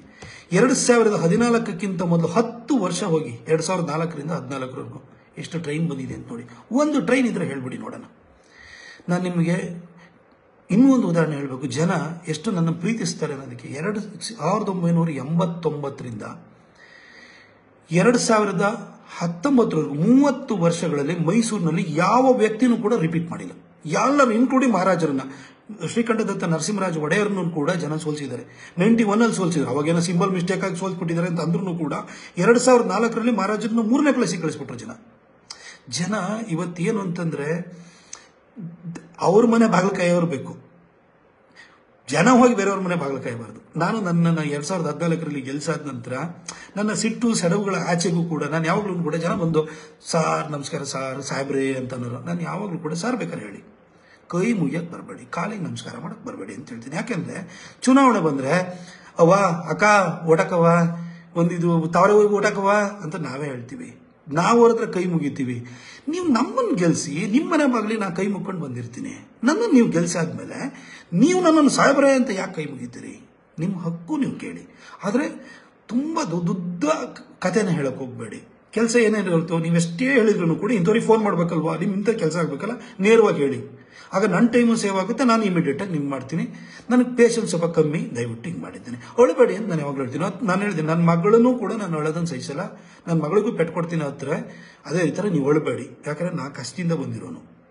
ನನ್ನ ತಾಯಿ ಹೋಟ್ಲಿಗೆ ಹಾಲು ಕರ್ಕೊಡು, ನನ್ನ ತಮ್ಮಂದಿರು ಹಾಕೋರು, ನಾನು ರಜೆನಲ್ಲಿ ನಾನು ಹೋಟ್ಲಿಗೆ ಹಾಲು ಹಾಕಿದ್ದೀನಿ, ದನ ಕಾಯ್ದಿದ್ದೀನಿ, ಅಲ್ಲಿಂದ ಬಂದರು. ನೀವು ನನಗೆ ಕಷ್ಟನ ನೀವು ಕಣ್ಣೀರಿನ ಮುಖಾಂತರವಾಗಿ, ಹಾವಭಾವಗಳ ಮುಖಾಂತರ ವ್ಯಕ್ತ ಮಾಡೋ ಅಗತ್ಯನೇ ಇಲ್ಲ. ನಾನು ಕಷ್ಟದ ಜೊತೆನೇ ಬದುಕಿರೋನು. ಹಾಗಾಗಿ ನೀವು ಹೇಳಬೇಡಿ, ನೀವು ವಿಚಾರ ಹೇಳಿ ಸಾಕು ಅಷ್ಟೇ. ನೀವು ಹೇಳಬೇಡಿ ನಿಮ್ಮ ಮಕ್ಕಳ ಫೀಸು. ಇನ್ನೊಂದು ನಾನು ನಿಮ್ಗೆ ಹೇಳ್ತೀನಿ, 100 ಚಿಲ್ಲರೆ ಮಕ್ಕಳಿಗೆ ನಾನು ಕೇಂದ್ರೀಯ ವಿದ್ಯಾಲಯ ಸೀಟ್ ಕೊಡಿಸಿದ್ದೀನಿ. ಅದರಲ್ಲಿ ನನ್ನ ಆಫೀಸಿಗೆ ಬರೋರು cancer 3rd stage 4th stage ಇನ್ನೇನು ಉಳಿಯಲ್ಲ ಅಂತ ಬರ್ತಾರೆ. ಅವರು ಬಂದು ಅಳುವಾಗ ನಾನೇನು ಮಾಡ್ತೀನಿ ಗೊತ್ತಾ, ಅಮ್ಮ ನಿಮಗೆ ನಾನು ನಿಮ್ಮ ಜೀವ ಉಳ್ಸೋಕ್ಕಾಗಲ್ಲ, ಪ್ರೈಮ್ ಮಿನಿಸ್ಟರ್ ರಿಲೀಫ್ ಫಂಡಲ್ಲಿ ನಾನು ದುಡ್ಡು ತರಿಸ್ಕೊಡ್ತೀನಿ, ಆದರೆ ನಿಮ್ಮ ಒಂದು ಮಗು ಇದೆಯಲ್ಲ ಅವ್ರ ಕೇಂದ್ರೀಯ ವಿದ್ಯಾಲಯ ಸೀಟ್ ಕೊಡಿಸ್ತೀನಿ, ವರ್ಷಕ್ಕೆ 6,500 ರೂಪಾಯಿ ಫೀಸ್ ಬರುತ್ತೆ, ಮಗುನ ಲೈಫನ್ನು ಸೆಟಲ್ ಮಾಡ್ಕೊಡ್ತೀನಿ ಅಂತ ನಾನು ಎಷ್ಟೋ ಜನಕ್ಕೆ ಕೇಂದ್ರೀಯ ವಿದ್ಯಾಲಯ ಸೀಟ್ಸನ್ನು ನಾನು ಕೊಡಿಸಿದ್ದೀನಿ. ಆ ತೃಪ್ತಿನೂ ಇದೆ ನನಗೆ. ಹೀಗೆ ನಾನು ಈ ಪಾಲಿಟಿಕ್ಸ್ ಇದು ಮಾಡ್ತಾ 2019ಕ್ಕೆ ಬರಬೇಕಾದ್ರೆ ಯಾರೂ ರಿಪೀಟ್ ಮಾಡಿರಲಿಲ್ಲ ಜನ. ಹಾಗಾಗಿ ನನಗೆ ಜನಕ್ಕೆ ಒಳ್ಳೆ ಕೆಲಸ ಮಾಡೋ ಮುಖಾಂತರನೇ ಅವ್ರ ಹೃದಯದಲ್ಲಿ ಸ್ಥಾನ ಪಡ್ಕೊಳ್ಬೇಕು ಅಂತ ಭಾಳ ಪ್ರಯತ್ನ ಮಾಡಿದೆ. ಆ ಟೈಮಲ್ಲಿ ಬಾಲ್ಕೋಟ್ ಅಟ್ಯಾಕ್ ಆಯಿತು, ದೇಶಕ್ಕೊಬ್ಬ ಗಂಡು ಮಗ ಪ್ರಧಾನಿಯಾಗಿ ಸಿಕ್ಕಿದ್ದಾನೆ, ಅವನು ಉಳಿಸ್ಕೊಳ್ಬೇಕು ಅಂತ ಹೇಳಿ ನಮ್ಮ ಎಷ್ಟೋ ತಪ್ಪುಗಳನ್ನು, ನಮ್ಮ ಎಷ್ಟೋ ಎಡವಟ್ಟುಗಳನ್ನು ಕೂಡ ಮನ್ನಿಸ್ಬಿಟ್ಟು ಜನ ನನ್ನನ್ನು ಗೆಲ್ಲಿಸ್ಬಿಟ್ರು. ಮತ್ತೊಂದು ಸರಿ 1,40,000 ಹೆಚ್ಚು ಕಡಿಮೆ ಓಟ್ ಕೊಟ್ಟು ಗೆಲ್ಲಿಸಿದ್ರು. ಸೋಮಣ್ಣ ಸಾಹೇಬರು ನಮ್ಮಿಲ್ಲಿಗೆ ಉಸ್ತುವಾರಿ ಸಚಿವರಾಗಿ ಬಂದರು. ಬೆಳಗ್ಗೆ 6 ಗಂಟೆಗೆ ಬಂದು ಎಬ್ಬಿಸಿ ಕಾರ್ಪೊರೇಷನ್ದು ಏನು ಮೋರಿ ಕ್ಲೀನ್ ಮಾಡಿಸೋದ್ರಿಂದ ಹಿಡಿದು ಎಲ್ಲ ಕೆಲಸದ ಬಗ್ಗೆ ಪಾಠ ಕಲಿಸ್ಕೊಟ್ರು ಅವ್ರು ನನಗೆ. ಅಲ್ಲಿಂದ ನಾನು ತುಂಬ ಕಷ್ಟಪಟ್ಟು ಕ್ಷೇತ್ರ ಜನ ಕೆಲಸ ಮಾಡಬೇಕು ಅಂತ ಮಾಡಿದೆ. ಇವತ್ತು ಕೂಡ ನನಗೆ ಸಂಘ, ಅವತ್ತು ಮೈಚಾ ಜಯದೇವರು ಇಲ್ಲ, ಇವತ್ತು ಸಂಘದ ಎಲ್ಲ ಹಿರಿಯರುಗಳು, ಇವತ್ತು ಅವ್ರನ್ನೆಲ್ಲ ಹೆಸರನ್ನ ಹೇಳಕ್ಕೆ ಹೋಗಬಾರ್ದು ಸಂಘದವ್ರನ್ನ, ಆದರೆ ಅವರೊಬ್ರು ಇಲ್ಲ ಅನ್ನೋ ಕಾರಣಕ್ಕೋಸ್ಕರ ಅವ್ರ ಹೆಸರನ್ನ ಹೇಳ್ತೀನಿ. ನನ್ನನ್ನು ಅವತ್ತು ಕೈ ಹಿಡಿದು ಬೆಳೆಸಿದ್ರು, ನನಗೆ ಟಿಕೆಟ್ ಕೊಡಿಸಿದ್ರು, ಗೆಲ್ಲಿಸಿದ್ರು. ಒಂದು ಪ್ರಯೋಗ ಅಂತರ ಮಾಡಿರು. ಯಾರಾದ್ರೂ ನನ್ನನ್ನು ಈ ಥರ ಪ್ರಯೋಗ ಮಾಡಿದ್ಮೇಲೆ ನನ್ನ ಮೇಲೆ ಇಷ್ಟು ವಿಶ್ವಾಸ ಇಟ್ಟಿದಾರಲ್ಲ, ಈ ವಿಶ್ವಾಸಕ್ಕೆ ಯಾವತ್ತೂ ದ್ರೋಹ ಆಗಬಾರ್ದು. ನಂತರ ಇನ್ನೊಬ್ಬ ಹುಡುಗನ ಬೆಳೆಸಬೇಕು. ಅವರ ಅಪ್ಪ ಅಮ್ಮ, ಅವ್ರ ಮನೇಲಿ ಎಷ್ಟು ಆಸ್ತಿ ಇದೆ, ಅವನು ಯಾವ ಹಿನ್ನೆಲೆಯಿಂದ ಬಂದಿದ್ದಾನೆ, ಅವನ ಜಾತಿ ಯಾವುದು, ಇದು ಯಾವುದು ಕೇಳದಲ್ಲೇ ಒಬ್ಬ ಯಂಗ್ಸ್ಟರ್ನ, ಇನ್ನೊಬ್ಬನ ಯಂಗ್ಸ್ಟರ್ನ ಬೆಳೆಸಬೇಕು ಅಂತಂದ್ರೆ ನನಗೆ ಕೊಟ್ಟಿರೋ ಅವಕಾಶವನ್ನ ನಾನು ಸದುಪಯೋಗ ಪಡಿಸಿಕೊಂಡು ಒಬ್ಬ ಯಾವ ಹಿನ್ನೆಲೆ ಇಲ್ಲದಿದ್ದಂತಹ ಒಬ್ಬ ಸಾಮಾನ್ಯ ವ್ಯಕ್ತಿಯಾಗಿರುವಂತಹ ಪ್ರತಾಪ್ ಸಿಂಹನಿಗೆ ಟಿಕೆಟ್ ಕೊಟ್ಟು ಅವನು ಇಷ್ಟು ಕೆಲಸ ಮಾಡ್ದ. ಅದೇ ಥರನೇ ಒಬ್ಬ ಬಡ ತಾಯಿಯ ಮಗನಿಗೆ ಟಿಕೆಟ್ ಕೊಟ್ಟರೆ, ಬಡ ತಾಯಿಯ ಮಗಳಿಗೆ ಟಿಕೆಟ್ ಕೊಟ್ಟರೆ ಅವರೂ ಕೂಡ ಕಷ್ಟಪಟ್ಟು ಕೆಲಸವನ್ನು ಮಾಡ್ತಾರೆ, ವಿಶ್ವಾಸ ಉಳಿಸ್ಕೊಳ್ತಾರೆ ಅನ್ನೋ ಒಂದು ನಂಬಿಕೆ ಜನಕ್ಕೆ ಬರಬೇಕು ಅಂತ ಹುಚ್ಚೆದ್ದು ಕೆಲಸ ಮಾಡಿದ್ದೀನಿ. ಮನೆ ಕಸ ತೆಗೆಸೋದ್ರಿಂದಲೂ ಮಾಡಿದ್ದೀನಿ. ಸ್ವಚ್ಛ ಭಾರತ್ ಮಿಷನ್ ಒಳಗಡೆ ಊರುಗಳಲ್ಲಿ ಸ್ಮಶಾನ ಮಾಡಿಸೋದ್ರಿಂದ, ಕಸ ವಿಲೇವಾರಿ ವಾಹನಗಳು ಕೊಡಿಸೋದ್ರಿಂದ ನಾನು ಇದರಲ್ಲಿ ಅಷ್ಟು ಪಂಚಾಯತ್ಗಳಿಗೆ ಪಂಚಾಯತ್ ಸೇವಾ ಕೇಂದ್ರಗಳನ್ನ ಮಾಡಿಸೋದ್ರಿಂದ ಮೊದಲು ರಾಜೀವ್ ಗಾಂಧಿ ಸೇವಾ ಕೇಂದ್ರ ಅಂತಿತ್ತು, ಚೇಂಜ್ ಮಾಡಿಸಿದೆ. ಏನು ರಾಜೀವ್ ಗಾಂಧಿ ಸೇವಾ ಕೇಂದ್ರ ಹಾಕಿಡ್ಬೇಕು, ಅದು ಭಾರತ್ ನಿರ್ಮಾಣ ಪಂಚಾಯತ್ ಸೇವಾ ಕೇಂದ್ರ ಅಂತ ಮಾಡಿಸಿದ್ರು ನಾನು. ಗಿರಿರಾಜ್ ಸಿಂಗ್ ಅವ್ರ ಹತ್ರ ಗಲಾಟೆ ಮಾಡಿದೆ. ನಮ್ಮ ಸರ್ಕಾರ ದುಡ್ಡು ಕೊಡ್ತಾ ಇರೋದು, ನಮ್ಮ ಮೋದಿಜಿ ಅವರು ಅದನ್ನ 12,25,000 ಇದ್ದಿದ್ದನ್ನ ದುಡ್ಡನ್ನು ತಗೊಂಡು ಹೋಗ್ಬಿಟ್ಟು 18,80,000 ತಗೊಂಡ್ಬಂದ್ರು. ಆ ನಂತರ 28,80,000 ತಂದ್ರು. ಈ 38 ಲಕ್ಷ ಪಂಚಾಯತಿ ಸೇವಾ ಕೇಂದ್ರ ಕೊಡ್ತಾರೆ. 15th and 14th finance commission direct funding ಕೊಡ್ತಾ ಇರೋದು, ಎಕ್ಸ್ಟ್ರಾ ಅಲೋಕೇಶನ್ ನಾವು ಮಾಡ್ತಿರೋದು. ನಮ್ಮ ಮೋದಿಜಿ ಕೊಡ್ತಾ ಇರೋ ದುಡ್ಡಲ್ಲಿ ನೀವ್ ಯಾಕೆ ಅವ್ರ ಹೆಸರು ಇಡಬೇಕು ಅಂತ ಹೇಳ್ಬಿಟ್ಟು ಅದನ್ನ ಚೇಂಜ್ ಮಾಡಿಸೋ ನಾನು ಹೊಡೆದಾಟ ಮಾಡಿದೀನಿ. ನನಗೂ ಕೂತ್ಕೊಂಡು ಇಲ್ಲ ಅಂತಲ್ಲ. ಹಾಗೆ ಇವೆಲ್ಲ ಕೆಲಸವನ್ನು ಮಾಡಿದೆ. ಬೆಂಗಳೂರು ಮೈಸೂರು ಹೈವೇ, ನಾನು ನನ್ನದೇ ಆದಂಥ ಒಂದು ಮನೆ ಕಟ್ಟಿಸ್ಬೇಕಾದ್ರೆ, ನೀವು ನಿಮ್ಮದೇ ಆದಂಥ ಮನೆ ಕಟ್ಟಿಸ್ಬೇಕಾದ್ರೆ ಎಲ್ಲಿ ವಾಸ್ತು ಪ್ರಕಾರ ದೇವ್ರ ಕೋಣೆಯಲ್ಲಿರಬೇಕು, ಇದೆಲ್ಲಿರಬೇಕು, ಆ ಥರ ನೋಡಿದ್ರೆ ಫ್ಲೋರಿಂಗ್ ಏನಾಗಬೇಕು, ಕಟನ್ ಮ್ಯಾಚಿಂಗ್ ಆಗಿ ಯಾವ ಥರ ತಗೊಳ್ಬೇಕು, ನಿಮಗೆ ಇದು ಏನು ನಿಮಗೆ ವಾರ್ಡ್ರೋಬ್ ಯಾವ ಥರ ಇರಬೇಕು, ಅದ್ರೊಳಗಡೆ ಯಾವ ರೀತಿ ನಿಮಗೆ ಫಾರ್ಮಿಕನ್ ಯಾವ್ದು ಹಾಕಬೇಕು ಎಲ್ಲ ಯೋಚನೆ ಮಾಡ್ತಿರಲ್ಲ. ಅದೇ ಥರನೇ ಬೆಂಗಳೂರು ಮೈಸೂರು ಹೈವೇನು ಕೂಡ ಇಲ್ಲಿ ಮೋದಿಯವರ ಹತ್ರ 2018 ಫೆಬ್ರವರಿ 19 ಬಂದು ಘೋಷಣೆ ಮಾಡಿಸಿ ಮರುದಿನನೇ cabinet committee on economic affairs chaired by the honourable prime minister first 6,400 crore approval ಕೊಟ್ಟರು. 24ನೇ ತಾರೀಕು ಭೂಮಿ ಪೂಜೆ ಮಾಡಿದ್ದು, ಮಾರ್ಚ್ 20 ಭೂಮಿ ಪೂಜೆ ಮಾಡಿದ್ದು. ಮಾಡಿ ಆದ ನಂತರ ಅದನ್ನು ರೆಕಾರ್ಡ್ 4 years ಅಲ್ಲಿ ಕಂಪ್ಲೀಟ್ ಮಾಡಿಸಿ. ಇವತ್ತು ಕರ್ನಾಟಕದಲ್ಲಿ ಯಾವ ರೋಡನ್ನ ನಿಗದಿತ ಕಾಲಮಿತಿ ಒಳಗಡೆ ಕಂಪ್ಲೀಟ್ ಮಾಡಿದರೆ ಹೇಳಿಸಿ, ಇದನ್ನು ಮಾಡಿಸಿದೆ. ಒಂದೊಂದು ಹೋಗಿ ನೀರು ನಿಲ್ತು, ಸರ್ವಿಸ್ ರೋಡನ್ನ ಫಸ್ಟ್ ಮಾಡಿಕೊಂಡು ಮೇನ್ ಕ್ಯಾರೇಜ್ ಏನು ಮಾಡ್ಬೇಕಾದ್ರೆ ಸರ್ವಿಸ್ ರೋಡಿಗೆ ಟ್ರಾಫಿಕ್ ಜಾಮ್ ಇದು ಡೈವರ್ಟ್ ಮಾಡಿರ್ತಿದ್ದು, ಕಾಂಪ್ಯಾಕ್ಷನ್ ಆಗ್ಬೇಕಾದ್ರೆ ವಾಯ್ಡ್ ಕ್ರಿಯೇಟ್ ಆಗುತ್ತೆ. ನಾವು ವರ್ಕ್ ವಿತ್ ನೇಚರ್ ಅಲ್ವಾ, ಹಾಗಾಗಿ ನಾವು ಪ್ರಕೃತಿ ಜೊತೆಗೆ ನಾವು ಕೆಲಸ ಮಾಡುವಾಗ ಸಮಸ್ಯೆಗಳಾಗುತ್ತವೆ. ಅದನ್ನೆಲ್ಲ ಮಾಡಿಸಿ ಬಿರುಕ್ಬಿಟ್ಟಿದೆ ಅಂತಂದ್ರು, ನೀರು ತುಂಬಿದೆ ಅಂದ್ರು, ಎಲ್ಲದನ್ನು ಕೇಳ್ಕೊಂಡೆ. ಏನೇನೋ ಮಾತಾಡಿದ್ರು. ನಾನು ಹೇಳಿದೆ ಅವೈಜ್ಞಾನಿಕವಾಗಿದೆ ಅಂದ್ರೆ ದಿಲೀಪ್ ಬಿಲ್ಕಾನ್ ಅವ್ರ ಹತ್ರ ಕುತ್ತಿಗೆ ಇಟ್ಕೊಂಡ್ಬಂದು ನಾನು ಕೆಲಸ ಮಾಡಿಸ್ತೀನಿ ಅಂತ ಹೇಳಿದ್ರೆ, ಯಾಕಂದ್ರೆ ನಾನು ಕಮಿಷನ್ ತಗೊಳ್ಳಲ್ಲ. ನಾನು ಮಾಡಿದೆ. ನಾನು ಎಲ್ಲ ರಾಜಕಾರಣಿಗಳ ಥರ ನಾನು ಬೇರೆ ಇದಕ್ಕೆ ಹೋಗಲಿಲ್ಲ. ನನಗೆ ನನ್ನಂಥವನ್ನ ಮೈಸೂರು ಜನ, ಕೊಡಗಿನ ಜನ, ಅದ್ರ ವಿಶೇಷವಾಗಿ ಕೊಡಗಿನ ಜನ ತುಂಬ ಪ್ರೀತಿ ಮಾಡಿದ್ದೀರಿ. ನಿಮ್ಮ ನಿರೀಕ್ಷೆ ಅಷ್ಟು ನನ್ನ ಕೆಲಸ ಅಲ್ಲಿ ಮಾಡಿಲ್ದಲೇ ಇರ್ಬೋದು. ಮೈಸೂರಲ್ಲಿ ನಿರೀಕ್ಷೆ ಮೀರಿ ಕೆಲಸನ ಮಾಡಿದ್ದೀನಿ. ಈ ಟರ್ಮಲ್ಲಿ, ಈ 3ನೇ ಟರ್ಮಲ್ಲಿ ನಿಮ್ಮ ಸೇವೆಯನ್ನು ಮಾಡ್ತೀನಿ. ನಿಮ್ಮ ನಿರೀಕ್ಷೆ ಮೀರಿ ನಿಮ್ಮ ಕೆಲಸನ ಮಾಡ್ತೀನಿ. ಆ ದೇವರು, ಆ ತಾಯಿ ಚಾಮುಂಡಿ, ಕಾವೇರಿ ತಾಯಿ ಅವಕಾಶ ಕೊಟ್ಟು ನಿಮ್ಮೆಲ್ಲರ ಪ್ರೀತಿ ವಿಶ್ವಾಸ ಇದ್ರೆ ಖಂಡಿತ ಕೊಡಗಿನ ಋಣ ತೀರಿಸ್ತೀನಿ. ಈ ಒಂದು ಟರ್ಮಲ್ಲಿ ಮೈಸೂರಿನ ಋಣನ ಸಾಕಷ್ಟು ತೀರಿಸಿದ್ದೀನಿ. ಇನ್ನು ಏನೇ ನಾನು ಕಲ್ಪನೆ ಇಟ್ಕೊಂಡಿದ್ದೀನಿ ಅದನ್ನು ಕೂಡ ಕೊಡ್ತೀನಿ. ನಾನು ಇಲ್ಲಿಗೆ ವಿಚಾರಕ್ಕೆ ಬರೋದಾದ್ರೆ, ಇವೆಲ್ಲ ಕೆಲಸಗಳು ಮಾಡಿದೆ. ಟೊಬ್ಯಾಕೋ ಗ್ರೋವರ್ಸು ಕಮಿಷನ್ ತೆಗೆಸ್ತೆ, ಇದು ಪೆನಾಲ್ಟಿ ತೆಗೆಸ್ತೆ. ಅವರಿಗೆ ಈ ಸರಿ 288 ರೂಪಾಯಿ ಟಾಪ್ ಪ್ರೈಸ್ ಸಿಕ್ಕಿದೆ. ನಿಮಗೆ ಆಲ್ಮೋಸ್ಟ್ 280 rupees ಅವರೇಜ್ ಪ್ರೈಸ್ ಸಿಕ್ತು. ಕಳೆದ ಸರಿ 118 ರೂಪಾಯಿ ಇತ್ತು. ಈ ಸರಿ 280 ಮೇಲೆ ಅವರೇಜ್ ಪ್ರೈಸ್ ಸಿಕ್ಕಿದೆ. ಇಷ್ಟೆಲ್ಲ ಕೆಲಸ ಮಾಡಿದ್ವಿ. ಪ್ರತಿಯೊಂದು ಪಿರಿಯಾಪಟ್ಟಣ, ಹುಣಸೂರು, ಪಿರಿಯಾಪಟ್ಟಣಕ್ಕೆ 303 ಹ್ಯಾಬಿಟಾಟ್ಗಳಿಗೆ, ಏನು ಜನವಸತಿ ಕೇಂದ್ರಗಳಿಗೆ ಏಕಕಾಲಕ್ಕೆ ಕಾವೇರಿ ನದಿಯಿಂದ ಅಡ್ಡದ ಮುಖಾಂತರವಾಗಿ ನೀರನ್ನು ತಂದು ಕೊಡುವಂತ 239 ಕೋಟಿ ರೂಪಾಯಿನಲ್ಲಿ ನಾನು ಆ ಯೋಜನೆ ತಮ್ಮ ಜಲಜೀವನ ಮಿಷನ್. ಬಸವರಾಜ ಬೊಮ್ಮಾಯಿ ಸಾಹೇಬರು ನನಗೊಂದಿನ ಬೈದಿದ್ದನ್ನ, ನಿಮ್ಮ ಬೈದ್ರು ಅಂತೇಳಿ ತರಡೆ ತೆಗೆದ್ರು, ನೀನು ಅತಿ ಬುದ್ಧಿವಂತ ಅಂದ್ರು ಅಂತಲ್ಲ. ನಾನು ಯಾರ್ದು ಟ್ರಾನ್ಸ್ಫರ್ ಯಾವತ್ತೂ ಕೂಡ ಚೀಟಿ ಇಟ್ಕೊಂಡು ಹೋಗೋನಲ್ಲ. ಯಾವ ಪಾಲಿಟಿಷಿಯನ್ ಏನೇ ಮಾಡ್ಬೋದು. ನಾನು ಹೋಗಿ ನಂಗೆ ಕ್ಷೇತ್ರ ಜನರ ಪರವಾಗಿ ನಾನು ಬಯಸ್ಕೊತೀನಿ. ಕಾಲಿಡ್ಕೊಳ್ತೀನಿ. ಏನು ಬೇಕಾದ್ರೂ ನಾನು ಹೋಗ್ಬಿಟ್ಟು ನಾನು ದೈನೇಶಿದಾಗಿ ಕೆಲಸ ಮಾಡ್ತೀನಿ. ನನಗೂ ನಿಮಗೂ ವ್ಯತ್ಯಾಸ ಏನು ಗೊತ್ತಾ? ಸರ್ ಈ ಕೆಲಸ ಮಾಡ್ಕೊಡಿ ಅಂತೀರಿ. ನಾನು ಮಂತ್ರಿಗಳ ಹತ್ರ ಸರ್ ಈ ಕೆಲಸ ಮಾಡ್ಕೊಡಿ. ನೀವು ನಿಮ್ಮ ಮಧ್ಯದಲ್ಲಿ ಬೇಡುವ ಹಂತ ಬೇರೆ ಇದೆ ಅಷ್ಟೇ. ನೀವು ನನ್ನನ್ನು ಕೈ ಮುಗಿತೀರಿ, ನಾನು ಅವ್ರ ಕೈ ಮುಗಿತೀನಿ, ಅವ್ರ ಕಾಲು ಹಿಡಿತೀನಿ.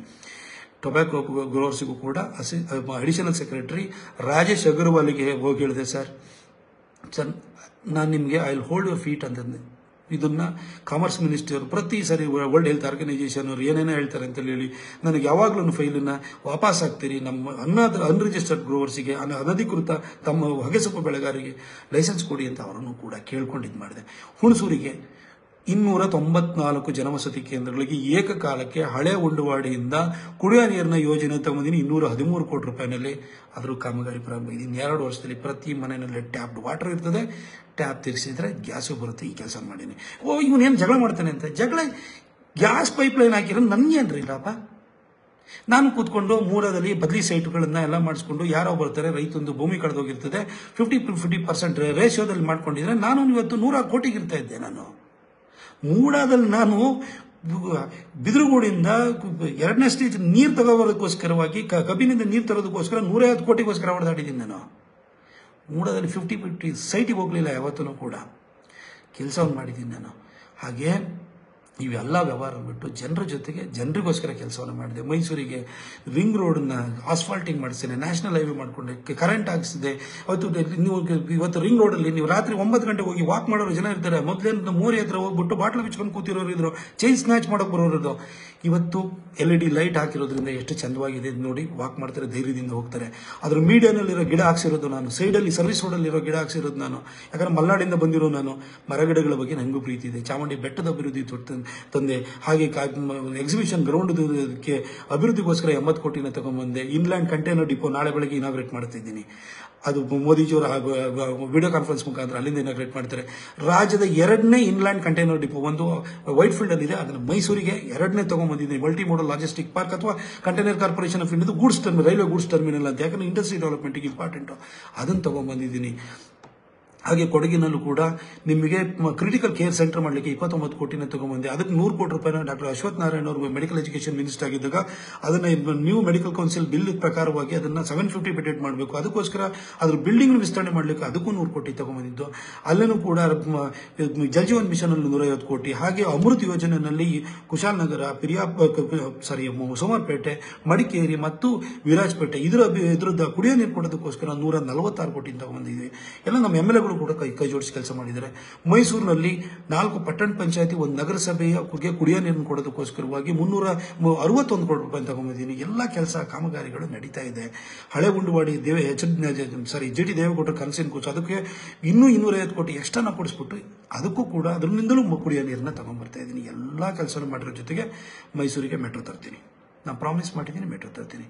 ನೀವು ಯಾರು ನನ್ನ ಕ್ರಿಕೆಟ್ ಸ್ಟೇಡಿಯಂ ಮಾಡು ಅಂತ ಹೇಳಿಲ್ಲ. ಉಯ್ಲಾಳು ಹತ್ರ ಅದಕ್ಕೂ ಜಾಗ ಕೊಡಿಸಿ ಅದನ್ನೂ ಕೂಡ ಮಾಡಿಸ್ತೀನಿ. 26 ಎಕರೆ ಜಾಗ ಕೊಡಿಸಿದ್ವಿ. ಬ್ರಿಜೇಶ್ ಪಟೇಲ್ ಅವ್ರ ಹತ್ರ ಹೋಗಿ ಮಾತಾಡಿ ಅದಕ್ಕೆ ಅವರು ದುಡ್ಡನ್ನು ಇನ್ವೆಸ್ಟ್ಮೆಂಟ್ ಮಾಡಲಿಕ್ಕೂ ಮುಂದೆ ಬಂದಿದ್ದಾರೆ. ಎಲ್ಲ ಕೆಲಸನೂ ಮಾಡಿದ್ದೀನಿ. ನಾನು ನಿಮಗೆ ಅದ್ರ ಜೊತೆಗೆ ಗ್ರೇಟರ್ ಮೈಸೂರು ಕನ್ಸ್ಕೊಂಡಿನಿ, ಔಟರ್ ಪೆರಿಫೆರಲ್ ರಿಂಗ್ ರೋಡು.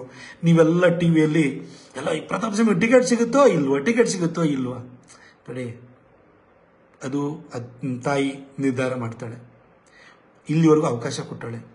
ನಾನು I should be grateful to goddess Chamundeshwari and Kaveri Mata, Igguthappa, ಹಾಗೆ ದ ಪೀಪಲ್ ಆಫ್ ಮೈಸೂರು ಮತ್ತು ಕೊಡಗು. ನೀವು ಇಷ್ಟು ಕೊಟ್ಟಿದ್ದೀರಿ.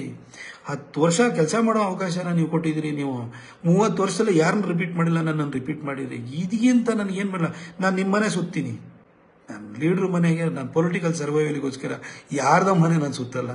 ಇಷ್ಟು ನಾನು ಕೆಲಸವನ್ನು ಮಾಡಿದ್ದೀನಿ. ಜೊತೆಗೆ ಈ ಒಂದು ಗ್ರೇಟರ್ ಮೈಸೂರು ಕನಸು ಜೊತೆಗೆ ಔಟರ್ ಪೆರಿಫೆರಲ್ ರಿಂಗ್ ರೋಡಿಗೂ ಕೂಡ ನಿನ್ನೆ ನಿತಿನ್ ಗಡ್ಕರಿ ಅವ್ರ ಹತ್ರ ಕೇಳಿದ್ದೀನಿ. ಕೊಡ್ತೀವಿ, ಕನ್ಸ್ಟ್ರಕ್ಷನ್ ಕಾಸ್ಟು 5,000 ಅಲ್ಲ 6,000 ಕೋಟಿ ಕೊಡ್ತೀವಿ ಅಂತ ಹೇಳಿದ್ರೆ ಡಾಕ್ಟರ್ ಮಹಾದೇವಪ್ಪನವರಿದ್ದರು. ನನಗೆ ಖುಷಿ ಯಾಕಾಗುತ್ತೆ ಅಂತಂದರೆ, ನಮಗೆ ಸೈದ್ಧಾಂತಿಕವಾಗಿ ನಮ್ಮ ಭಿನ್ನಾಭಿಪ್ರಾಯ ಇರ್ಬೋದು. ಡಾಕ್ಟರ್ ಮಹಾದೇವಪ್ಪನವರು ನಿನ್ನೆ ಸ್ಟೇಜಲ್ಲಿ ನನಗೆ ಆ ಥರ ನಮ್ಮ ಕಾರ್ಯಕರ್ತರು ನನ್ನ ಜೊತೆ ಯಾವ ಥರ ಸುಮ್ಮನೆ ಮೀಡಿಯಾದಲ್ಲಿ ಪ್ರತಾಪ್ ಸಿಂಹ ಅವ್ರನ್ನ ಬೆಳೆಸಲ್ಲ, ಇವ್ರು ಬೆಳೆಸಲ್ಲ, ಅಲ್ಲರಿ ನಾನು ಬೆಳೆಸಲ್ಲ, ಇವರೆಲ್ಲ ಸೋತ್ಕೊಂಡು ಕೂತಾರಲ್ಲ, ಅವ್ರವ್ರ ಕಾರಣಕ್ಕೋಸ್ಕರ ಅವ್ರು ಸೋತ್ಕೊಂಡು ಕೂತಿರೋದೇ ಹೊರತು ಪ್ರತಾಪ್ ಸಿಂಹ ಯಾರನ್ನಾರು ಉಂಟಲ್ಲ, ನೀವು ಸೋತ್ಕೊಳ್ಳೋಂಥ ಕೆಲಸ ಮಾಡಿದ್ದು ನಾನು ಹೇಳಿದ್ನ. ಇವಾಗ ನಾಳೆ ಬೆಳಗ್ಗೆ ನನಗೆ ಟಿಕೆಟ್ ಕೊಟ್ಟು ನಾನು 2 ರಿಂದ 3 ಲಕ್ಷ ಮಾರ್ಜಿನಲ್ಲಿ ಗೆಲ್ತೀನಿ ಅಂತ ನಾನು ಹೇಳ್ತೀನಿ. ನನ್ನ ಕೆಲಸದಿಂದ ಗೆಲ್ತೀನಿ ಅಂತ ಹೇಳ್ತೀನಿ. ನೀವು ಯಾರಾದ್ರು ಸೋತಿದ್ರೆ ನಿಮ್ಮ ಉದಾಸೀನ ಇರ್ಬೋದು, ಅಥವಾ ನಿಮ್ಮ ಕೆಲವು ನಡತೆಗಳಿಂದ ನೀವು ಸೋತಿರ್ಬೋದು ಅಷ್ಟೇ. ಅದಕ್ಕೆ ನಾನು ಕಾರಣ ಆಗಿರಲ್ಲ. ನಾನು ಬರ್ಬೇಕಾದ್ರೆ ಮೈಸೂರು ಸಿಟಿ ಕಾರ್ಪೊರೇಷನ್ ಅಲ್ಲಿ 13 ಸೀಟ್ ಇತ್ತು ಬಿಜೆಪಿದು, ಇವತ್ತು 23 ಸೀಟ್ ಇದೆ. ಹಾಗಾದ್ರೆ ಕ್ರೆಡಿಟ್ ನನಗೆ ಕೊಡಿ. ಇದೆಲ್ಲ ಸುಮ್ಮನೆ ಬಂದ್ಬಿಟ್ಟು ಕಾರ್ಯಕರ್ತರ ಮೊನ್ನೆ ನಮ್ಮಲ್ಲಿ ಇದಾಯ್ತು, ಏನು ಅಭಿಪ್ರಾಯ ಸಂಗ್ರಹಣೆಗೆ ಈಶ್ವರಪ್ಪನವ್ರು ಬಂದಿದ್ರು. ಕಾರ್ಯಕರ್ತರು ಯಾರ ಪರ ನಿಂತಿದ್ದಾರೆ? ನೆನ್ನೆ ನಿತಿನ್ ಗಡ್ಕರಿ ಅವರು ಬಂದಾಗ ಕಾರ್ಯಕರ್ತರು ಯಾರಿಗೆ ಜೈಕಾರಕ್ಕೆ ಹೋಗಿದ್ರು? ಇವತ್ತು ಸೋಷಿಯಲ್ ಮೀಡಿಯಾದಲ್ಲಿ ಇಷ್ಟೆಲ್ಲ ಕ್ಯಾಂಪೇನ್ ನಡೀತಾ ಇದೆಯಲ್ಲ, ಯಾಕೆ ಮಾಡ್ತಾ ಇದ್ದಾರೆ? ಯಾವ ಕ್ಷೇತ್ರದಲ್ಲಿ ಈ ವ್ಯಕ್ತಿ ಇವನಿಗೆ ಟಿಕೆಟ್ ಕೊಡಬೇಕು ಅಂತ ಹೇಳ್ಬಿಟ್ಟು ರಾಜ್ಯದ 28 ಕ್ಷೇತ್ರಗಳಲ್ಲಿ ಎಲ್ಲೆಲ್ಲಿ ಜನ ಅವ್ರವ್ರ MP ಪರವಾಗಿ ನಿಂತಿದ್ದಾರೆ ನೀವು ಹೇಳಿ ನೋಡೋಣ. ನನ್ನ ಕ್ಷೇತ್ರದ ಆಚೆಗೂ ಕೂಡ ರಾಜ್ಯಾದ್ಯಂತ ನನಗೆ ಟಿಕೆಟ್ ಕೊಡಬೇಕು, ಅವನಿಗೆ ಅವಕಾಶ ಮಾಡಿಕೊಡ್ಬೇಕು, ಒಳ್ಳೆ ಕೆಲಸ ಮಾಡಿದ್ದೇನೆ ಅಂತ ರಾಜ್ಯಾದ್ಯಂತ ನನ್ನ ಬಗ್ಗೆ ಒಂದು ಪ್ರೀತಿ ವಿಶ್ವಾಸನ ತೋರ್ತಿದ್ದಲ್ಲ. ಈ ಪ್ರೀತಿ ವಿಶ್ವಾಸದ ಮುಂದೆ ಯಾವ ಸ್ಥಾನಮಾನವಲ್ಲ. ನಿಮ್ಮ ಹೃದಯದಲ್ಲಿ ಸೀಟ್ ಕೊಟ್ಟಿದ್ದೀರಲ್ಲ, ನಂಗೆ ಸಾಕು. ಅದು ನನಗೆ ನಾಳೆ ಬೆಳಗ್ಗೆ ಪಾರ್ಟಿಯಿಂದ ಸೀಟ್ ಕೊಡ್ತಾರೆ ಅಂತ ನನಗೆ ವಿಶ್ವಾಸ ಇದೆ. ಏನೇ ಆಗಲಿ, ನೀವು ನನಗೆ ನಿಮ್ಮ ಹೃದಯದಲ್ಲಿ ಜಾಗ ಕೊಟ್ಟಿದ್ದೀರಲ್ವಾ, ಇದು ಸಾಕು. ಎಷ್ಟೋ ಪಾಲಿಟಿಷಿಯನ್ಸು 40 ವರ್ಷ 50 ವರ್ಷ ಪಾಲಿಟಿಕ್ಸ್ ಮಾಡಿ ಅನಾಮಧೇಯರಾಗಿ ಸತ್ತೋಗ್ತಾರೆ. ಏನು ಹೇಳ್ಕೊಳಕ್ಕೆ ಏನು ಸಾಧನೆ ಇರಲ್ಲ. ಏನು ಅವರು ನನಗೆ ಕೆಲವು ಶಬ್ದನ ಹೇಳಕ್ ಹೋದ್ರೆ ತಪ್ಪಾಗಿ ಅದನ್ನು ಭಾವಿಸ್ಬಿಟ್ಟು ಮೀಡಿಯಾದವ್ರು ಇದು ಮಾಡ್ತಾರೆ. ಅವ್ರ ಸಾಧನೆ ಏನು ಇರಲ್ಲ, ಅವ್ರ ಸುತ್ತಮುತ್ತಲ ಆಚೆಗೆ ಅವ್ರ ಸಾಧನೆ ಏನು ಇರಲ್ಲ, ಜನನೂ ಏನು ಹೇಳಕ್ ಜನಕ್ಕೂ ಏನು ಇರಲ್ಲ. ಆದ್ರೆ ನೀವು ನನಗೆ ಪ್ರೀತಿ ಕೊಡ್ತಾ ಇದ್ದೀರಲ್ಲ ಇವತ್ತು ನನ್ನ ಕ್ಷೇತ್ರದ ಆಚೆಗೆ ಎಲ್ಲೋ ಮಂಗಳೂರವರು, ಎಲ್ಲೋ ಉಡುಪಿಯವರು, ಎಲ್ಲೋ ಚಿಕ್ಕಮಗಳೂರವರು, ಎಲ್ಲೋ ಕಾರವಾರದವರು, ಎಲ್ಲೋ ರಾಯಚೂರವರು, ಎಲ್ಲೋ ನಿಮಗೆ ಬಳ್ಳಾರಿಯವರು ಇರ್ಬೋದು, ಎಲ್ಲೋ ವಿಜಯಪುರದವ್ರು ಇರ್ಬೋದು, ಎಲ್ಲೋ ರಿಸರ್ವ್ ಕ್ಷೇತ್ರದವ್ರು ಕೂಡ ನೀ ಬಾ ಅಂತ ಹೇಳ್ತಿರಲ್ಲ. ಅಂದ್ರೆ ನಿಮಗೆ ಪ್ರತಾಪ್ ಸಿಂಹ ನಿಮ್ಮನೆ ಕೆಲಸದವನ ಥರ ಮಾಡ್ತಾನೆ, ದುಡಿತಾನೆ, ಅವನು ಹೇಳಿದ್ದನ್ನು ಮಾಡ್ತಾನೆ, ಅವನಾಗೆ ಹೇಳಿ ಅವನಾಗೆ ಅದನ್ನು ಅಚೀವ್ ಮಾಡ್ತಾನೆ ಅನ್ನೋ ವಿಶ್ವಾಸನ ನೀವು ನನ್ನ ಮೇಲೆ ಇಟ್ಕೊಂಡಿದ್ದೀರಲ್ಲ. ಇದ್ರ ಮುಂದೆ ಯಾವ ಸ್ಥಾನನೂ ಬೇಕಾಗಿಲ್ಲ, ಯಾವ ಸೀಟು ಇದಕ್ಕಿಂತ ದೊಡ್ಡದಲ್ಲ. ನಿಮ್ಮ ಹೃದಯದಲ್ಲಿ ಕೊಟ್ಟಿದ್ದೀರಲ್ಲ ಈ ಪ್ರೀತಿನೇ ಸಾಕು ನನಗೆ. ನಾನು ಅದಕ್ಕೆ ನಿಮಗೆ ತುಂಬ ಜನ ನೀವು ಪ್ರೀತಿಯಿಂದ ನನಗೆ ಟ್ವೀಟ್ ಮಾಡಿದೆ, ಸರ್ ನಿಮಗೆ ಸಿಗಲಿ. ಎಷ್ಟು ಜನ ಪ್ರಾರ್ಥನೆ ಮಾಡ್ತಾರೆ ನನಗೆ, ಸರ್ ಮಾದಾಪುರ ಇದಕ್ಕೆ ಹೋಗಿದ್ದೆ, ನಾನು ಬೆಟ್ಟಕ್ಕೆ ಹೋಗಿದ್ದೆ, ನಿಮ್ಗೆ ಹಾರೈಕೆ ಮಾಡ್ಕೊಂಡಿದ್ದೀನಿ ಸರ್. ನನಗೆ ನನ್ನೆ ಒಬ್ಬರು ಕಾಲ್ ಮಾಡಿದ್ರು, ಘಾಟಿ ಸುಬ್ರಹ್ಮಣ್ಯಕ್ಕೆ ಹೋಗಿದ್ದೀನಿ ಸರ್, ನನಗೆ ಅಲ್ಲೊಂದು ಈಗ ಅರ್ಚನೆ ಆಗ್ತದೆ ಸರ್, ಫೋಟೋ ಕಳಿಸ್ಬಿಟ್ಟು ಪ್ರಾರ್ಥನೆ ಮಾಡ್ಕೊಳ್ಳಿ ಸರ್ ಅಂತ ಹೇಳ್ತಾರೆ. ಎಷ್ಟು ದೇವಸ್ಥಾನಕ್ಕೆ ನೀವು ಹೋಗಿ ನೀವು ಪ್ರಾರ್ಥನೆಯನ್ನು ಇಟ್ಟಿದ್ರಲ್ವ, ನೀವು ಪ್ರಾರ್ಥಿಸಿದ್ರಲ್ಲ ನನಗೋಸ್ಕರವಾಗಿ. ಈ ಪ್ರೀತಿ ಎಷ್ಟು ಜನ ಸಿಗುತ್ತೆ ರೀ ಹೇಳಿ? ಎಷ್ಟು ಜನ ಎಂಪಿಗಳಿಗೆ ಈ ಪ್ರೀತಿ ಸಿಗ್ತಾ ಇದೆ? ಇಷ್ಟು ಕೊಟ್ಟಿದ್ರಲ್ಲ, 10 ವರ್ಷಕ್ಕೆ ಇಷ್ಟು ಪ್ರೀತಿ ಕೊಟ್ಟಿದ್ರಲ್ಲ, 10 ವರ್ಷಕ್ಕೆ ನಿಮ್ಮ ಪ್ರೀತಿ ವಿಶ್ವಾಸನ ನನ್ನ ಕ್ಷೇತ್ರದಾಚೆಗೂ ಕೂಡ ನಾನು ಸಂಪಾದನೆ ಮಾಡ್ಕೊಡಲ್ಲ. ಯಾವ ಎಂಪಿಗೆ ಅವ್ರವ್ರ ಕ್ಷೇತ್ರದಲ್ಲಿ ಜನ ಬಂದ್ಬಿಟ್ಟು ಇವ್ನಿಗೆ ಟಿಕೆಟ್ ಕೊಡಬೇಕು ಅಂತ ಹೇಳ್ಬಿಟ್ಟು ಅವನ ಜಾತಿಯವ್ರ ಆಚೆಗೂ ಕೂಡ ಯಾರು ಬಂದು ಕೇಳ್ತಾರೆ ಹೇಳಿ? ನಾನು ಯಾವತ್ತೂ ಜಾತಿ ಭಾವನೆನೂ ಮಾಡಿಲ್ಲ, ಯಾವತ್ತೂ ಆ ಥರ ಟ್ರೀಟು ಮಾಡಿಲ್ಲ. ನನ್ನ ಪರ್ಸನಲ್ ಸ್ಟಾಫಲ್ಲೂ ಕೂಡ ನಾನು ಯಾರನ್ನೂ ಜಾತಿಗಳನ್ನ ಇಟ್ಕೊಂಡಿಲ್ಲ. ಎಲ್ಲ ಜಾತಿಯವರು ಇದ್ದಾರೆ ನನ್ನ ಜೊತೆ. ಕುರುಬರಿದ್ದಾರೆ, ಲಿಂಗಾಯತರಿದ್ದಾರೆ, ನಾಯಕರಿದ್ದಾರೆ, SC ಇದ್ದಾರೆ, ನನ್ನ ಜೊತೆ ಕೆಲಸ ಮಾಡೋರು. ನಾನು ಯಾವತ್ತೂ ಕೂಡ ನಾನು ಹಿಂದೂವಾಗಿ ಮಾಡಿದ್ದೀನಿ, ನಾನು ಎಲ್ಲರೂ ಪ್ರೀತಿಯಾಗಿ ಇಟ್ಕೊಂಡು ಹೋಗಿದ್ದೀನಿ. ನಾನು ಹನುಮಾನ್ ಜಯಂತಿ ಮಾಡ್ಬೇಕಾದ್ರೆ ನನ್ನ ಜೊತೆ ನನ್ನ SC ಹುಡುಗರು ನನ್ನ ಜೊತೆ ನಿಂತಿರೋರು. ಇವತ್ತು ನಾನು ಗಾಂಧಿನಗರಕ್ಕೆ ಹೋಯ್ತು ಅಂತ ಹೇಳಿದ್ರೆ ಅಣ್ಣ ಅಂತ ಕರೀತಾರೆ ನನ್ನನ್ನು. ನಾನು ಅವ್ರ ಮನೆಗೆ ಎಲ್ಲ ರಾಜಕಾರಣಿಗಳು ಕೂಡ ಯಾರ್ದೋ ಮನೆಗೆ ಇದಕ್ಕೆ ಮದುವೆ ಕರೆದ್ರೆ ಮದುವೆಗೆ ಹೋಗ್ಬಿಟ್ಟು ಅವ್ರಿಗೆ ಏನು ಮಾಡ್ತಾರೆ ಅಂತಂದ್ರೆ ಕವರ್ ಕೊಟ್ಬಿಟ್ಟು ಬರ್ತಾರೆ. ಆದರೆ ನಾನು ಅವ್ರದ್ದು ಮನೆಗೆ ಹೋಗ್ತೀನಿ, ಊಟ ಕೂತ್ಕೋತೀನಿ ಅವ್ರ ಜೊತೆ ನಾನು ಬೀಗರೂಟಿಗೆ ಹೋದಾಗ ಅವ್ರ ಜೊತೆ ಬೀಗರೂಟಕ್ಕೂ ನಾನು ಕೂತ್ಕೋತೀನಿ. ಅಣ್ಣ ನಮ್ಮ ಜೊತೆ ಬಂದು ಕೂತ್ಕೊಂಡಲ್ಲ ಅಣ್ಣ ಅಂತ ಹೇಳ್ಬಿಟ್ಟು ಯಾರೋ ಬೇಕು. ನನ್ಗೆ ಆ ಥರ ನಂಗೆ ಡಿಫ್ರೆನ್ಶಿಯೇಟ್ ಮಾಡೋಕ್ಕೆ ನನಗೆ ಆಗೋದಿಲ್ಲ. ಯಾಕಂದ್ರೆ ನಾನು ನನ್ನ ಹಾಸ್ಟೆಲ್ ಜೀವನದಿಂದಲೂ ಕೂಡ ನಾನು ಬೇರೆಯವ್ರ ಜೊತೆನೇ ಬೆಳೆದಿದ್ದು. ನನ್ನೆಲ್ಲರೂ ಬೆಳೆಸಿದ್ರು, ಎಲ್ಲ ಜಾತಿ ಜನಾಂಗದ ಬೆಳೆಸಿದ್ದಾರೆ. ಬ್ರಾಹ್ಮಣರುಗಳಂತೂ ತುಂಬ ಜನ ನನಗೆ ಆಶೀರ್ವಾದನ ಮಾಡಿ ಬೆಳೆಸಿದ್ದಾರೆ. ಲಿಂಗಾಯತರಲ್ಲೂ ನನಗೆ ಫಸ್ಟು ನಾನು ವಿಜಯ ಕರ್ನಾಟಕ ಬಿಟ್ಟು ಹೋಗ್ಲಿಕ್ಕೆ ಅಂತೇಳಿ ಹೇಳ್ಬಿಟ್ಟು ನನಗೆ ಉದಯ ಟಿವಿಯಲ್ಲಿ ಕೆಲಸ ಸಿಕ್ಕಿದೆ ಅಂತ ಹೊರಟೋಗ ನನ್ನನ್ನು ತಡೆದುಬಿಟ್ಟು ನಿನ್ನಂತವ್ನು ಇಲ್ಲಿ ಇರಬೇಕು, ಪ್ರಿಂಟ್ ಮೀಡಿಯಾದಲ್ಲಿ ಇರಬೇಕು ಅಂತ ಹೇಳಿ ನನಗೆ ತಡೆದು ನನ್ನನ್ನು ಅಲ್ಲೇ ಉಳಿಸಿದಂಥವ್ರು, ನನ್ನ ಸ್ಯಾಲರಿನ ಇನ್ಕ್ರೀಸ್ ಮಾಡಿದವರು ಮಹಾದೇವಪ್ಪ ಸರ್ ಅಂತ ಹೇಳ್ಬಿಟ್ಟು ನಮ್ಮ ಎಡಿಟ್ರು. ನನಗೆ ವೇದಿಕೆ ಕೊಟ್ಟಂಥವ್ರು ನನಗೆ ವಿಶ್ವೇಶ್ವರ ಭಟ್ರು, ಎಲ್ಲ ಸೂರ್ ರಮಾಕಾಂತ್ ಸರ್ ಅವರೆಲ್ಲ ಇದ್ದರೂ ಕೂಡ ನನಗೆ ಪ್ರೀತಿ ಕೊಟ್ಟಂಥವ್ರು ಯಾರು? ವಿಜಯ್ ಸಂಕೇಶ್ವರ್ ಸಾಹೇಬರು, VRLನ ಮಾಲೀಕರು. ಅವ್ರನ್ನ ತುಂಬ ಪ್ರೀತಿ ಕೊಟ್ಟಿದ್ದಾರೆ, ನನ್ನ ಬೆಳೆಸಿದ್ದಾರೆ. ನನಗೆ ನನ್ನ ಫಾರ್ಮ್ಯಾಟಿವ್ ಡೇಸಲ್ಲೂ ಕೂಡ ಸ್ವಲ್ಪ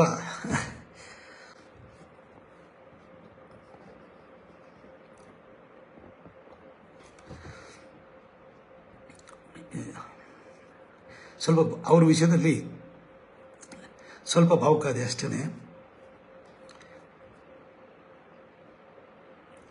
ಇಲ್ಲಿ ಸಾಹೇಬರು ಸಂಕೇಶ್ವರ್ ಸಾಹೇಬರು ತುಂಬ ಪ್ರೀತಿಯಿಂದ ನನಗೆ ವೇದಿಕೆ ಕೊಟ್ಟರು, ಬೆಳೆಸಿದರು. ನನ್ನ ಬೈದಿದ್ದಾರೆ, ಕೆಲಸದಿಂದ ತೆಗಿಯಂತಲೂ ಹೇಳಿದ್ದಾರೆ. ನಾನು ಕೆಲವೊಂದು ಆರ್ಟಿಕಲ್ ಬರೆದಾಗ ಫೋನ್ ಮಾಡಿಬಿಟ್ಟು ಅದ್ಭುತವಾಗಿ ಬರೆದಿದೆಯಾ ಅಂತೇಳಿ ಹೇಳಿದ್ದಾರೆ. ನನಗೆ 23-24 ವರ್ಷದ ಹುಡುಗ ನಮ್ಮ ಮಾಲೀಕರು ಫೋನ್ ಮಾಡಿ ಇಷ್ಟು ಚೆನ್ನಾಗಿ ಬರೆದಿದೆಯಾ ಅಂತ ಹೇಳಿದಾಗ ಆ ಒಂದು ಶಕ್ತಿ ತುಂಬ ಜಾಸ್ತಿ ಆಗ್ತಿತ್ತು. ಹೀಗೆ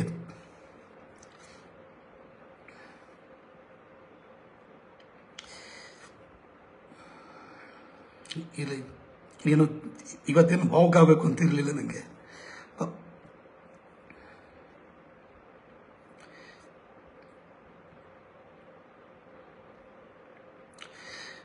ನಮ್ಮ ಸಂಕೇಶ್ವರ ಸಾಹೇಬ್ರ ಬಗ್ಗೆ ಹೇಳ್ತಿದ್ದೆ. ಅವರು ನನ್ನ ಜೀವನದಲ್ಲಿ ತುಂಬ ದೊಡ್ಡ ಪಾತ್ರವನ್ನು ವಹಿಸಿದ್ದಾರೆ. ನಾನು ಯಾಕೆ ಹೇಳ್ತಿದ್ದೀನಿ ಅಂತಂದರೆ, ನಾವು ಬೆಳೆಯುವಾಗ ಯಾರೊಬ್ಬರು ವೇದಿಕೆಯನ್ನು ಕೊಡ್ತಾರೆ. ಆ ವೇದಿಕೆ ಸಿಕ್ಕಾದ್ಮೇಲೆ ನಮ್ಮ ಪ್ರತಿಭೆ ತೋರಿಸ್ತೀವಿ, ಇನ್ನೂ ದೊಡ್ಡ ಹಂತಕ್ಕೆ ಬೆಳಿತೀವಿ. ಆದರೆ ಮೂಲದಲ್ಲಿ ನಮ್ಮ ಬೆಳೆಸಿದವ್ರನ್ನ ಮರಿಬಾರ್ದು. ಹಾಗಾಗಿ ನಾನು ಸಂಕೇಶ್ವರ ಸಾಹೇಬ್ರ ಬಗ್ಗೆ ಒಂದು ಭಾವುಕನಾಗಿರ್ಬೋದು, ಬಟ್ ನನ್ನ ಕೃತಜ್ಞತಾ ಭಾವವನ್ನು ವ್ಯಕ್ತಪಡಿಸ್ತಾ ಇದ್ದೀನಿ. ಹಾಗೆ ವಿಶ್ವೇಶ್ವರ ಭಟ್ರು ನಮ್ಮ ಟಿಕೆಟ್ ಕೊಡಿಸೋದ್ರಲ್ಲೂ ಕೂಡ ಅವ್ರ ಪಾತ್ರ ಇದೆ, ನಾನು ಬಂದು ಗೆಲ್ಸೋದ್ರಲ್ಲೂ ಪಾತ್ರ ಇದೆ. ಎಲ್ಲ ರೀತಿಯಲ್ಲೂ ನನ್ನ ಕೈ ಹಿಡಿದು ಬೆಳೆಸಿದ್ರು, ಎಲ್ಲ ಜಾತಿಯವರು ಬೆಳೆಸಿದರು.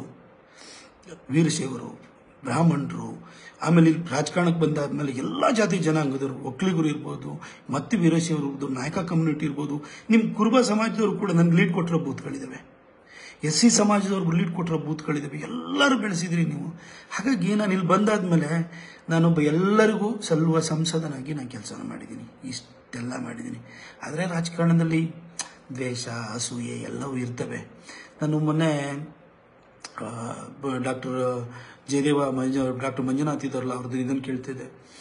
ಈ ಲೀಡರ್ಗಳಾಗಿರುವಂಥವ್ರು ಏನು ಅಂತ ಹೇಳಿದರೆ, ಅವರಿಗೆ ಹೃದಯ ವೈಶಾಲ್ಯತೆ ಇತ್ತು ಅಂದರೆ ಎಲ್ಲರನ್ನೂ ತಮ್ಮ ಮಕ್ಕಳು ಅನ್ನೋ ಥರದಲ್ಲಿ ಬೆಳೆಸ್ತಾರೆ. ಈಗ ದೇವರಾಜ ಅರಸು ಅವ್ರು ಬದುಕಿಲ್ಲ ಇವತ್ತು, ಆದರೆ ದೇವರಾಜ ಅರಸು ಅಂತ ತುಂಬ ಜನ ಹೇಳ್ತಾರೆ. ಯಾಕೆಂದರೆ ದೇವರಾಜ ಅರಸು ನೂರಾರು ಜನ ಲೀಡರ್ಗಳನ್ನ ಔಟ್ ಹಾಕ್ಬಿಟ್ರು, ಎಲ್ಲರನ್ನೂ ಬೆಳೆಸಿದ್ರು. ರಾಮಕೃಷ್ಣ ಹೆಗಡೆ ಅವ್ರ ಬಗ್ಗೆನೂ ಕೂಡ ಆತರನ್ನ ತುಂಬ ಜನ ಪ್ರೀತಿಯನ್ನು, HD ದೇವೇಗೌಡರು ಕೂಡ ಅಷ್ಟೇ, ನಮ್ಗೌಡ ಅಂತ ಹೇಳ್ಬಿಟ್ಟು ನಾರ್ತ್ ಕರ್ನಾಟಕದವ್ರು ಹೇಳ್ತಾರೆ.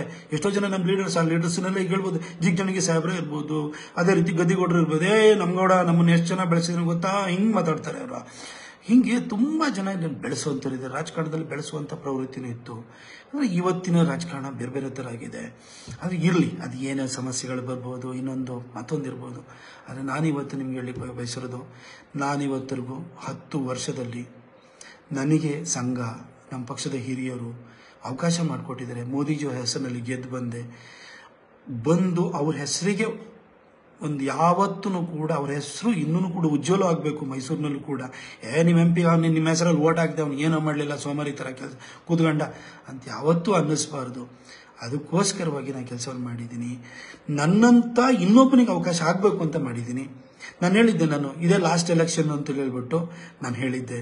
ಯಾಕೆ ಅಂತ ಹೇಳಿದ್ರೆ, 15 ವರ್ಷದಲ್ಲಿ ಮೋದಿಜಿ ಅಂತ ಪ್ರಧಾನಿ ಕೆಳಗಡೆ ಕೆಲಸವನ್ನ ಮಾಡಿ ನಾವು ಪ್ರೂವ್ ಮಾಡಲಿಲ್ಲ ಅಂತಂದ್ರೆ ಅದಕ್ಕೆ ಏನರ್ಥ? ಸುಮ್ಮನೆ ಏನು ಗೂಟದ ಕಾರಲ್ಲಿ ಓಡಾಡ್ಕೊಂಡಿರೋದಕ್ಕ, ಅಥವಾ ಎಲ್ಲರಿಗೂ ತೋಟದ ಮನೆ ಇನ್ನೊಂದು ಮಾಡ್ಕೊ ಆಸ್ತಿ ಪಾಸ್ತಿ ಮಾಡ್ಕೊಳಕ್ಕೆ ಅದಕ್ಕೆ ನಾವು ಬಂದಿರೋದಲ್ಲ.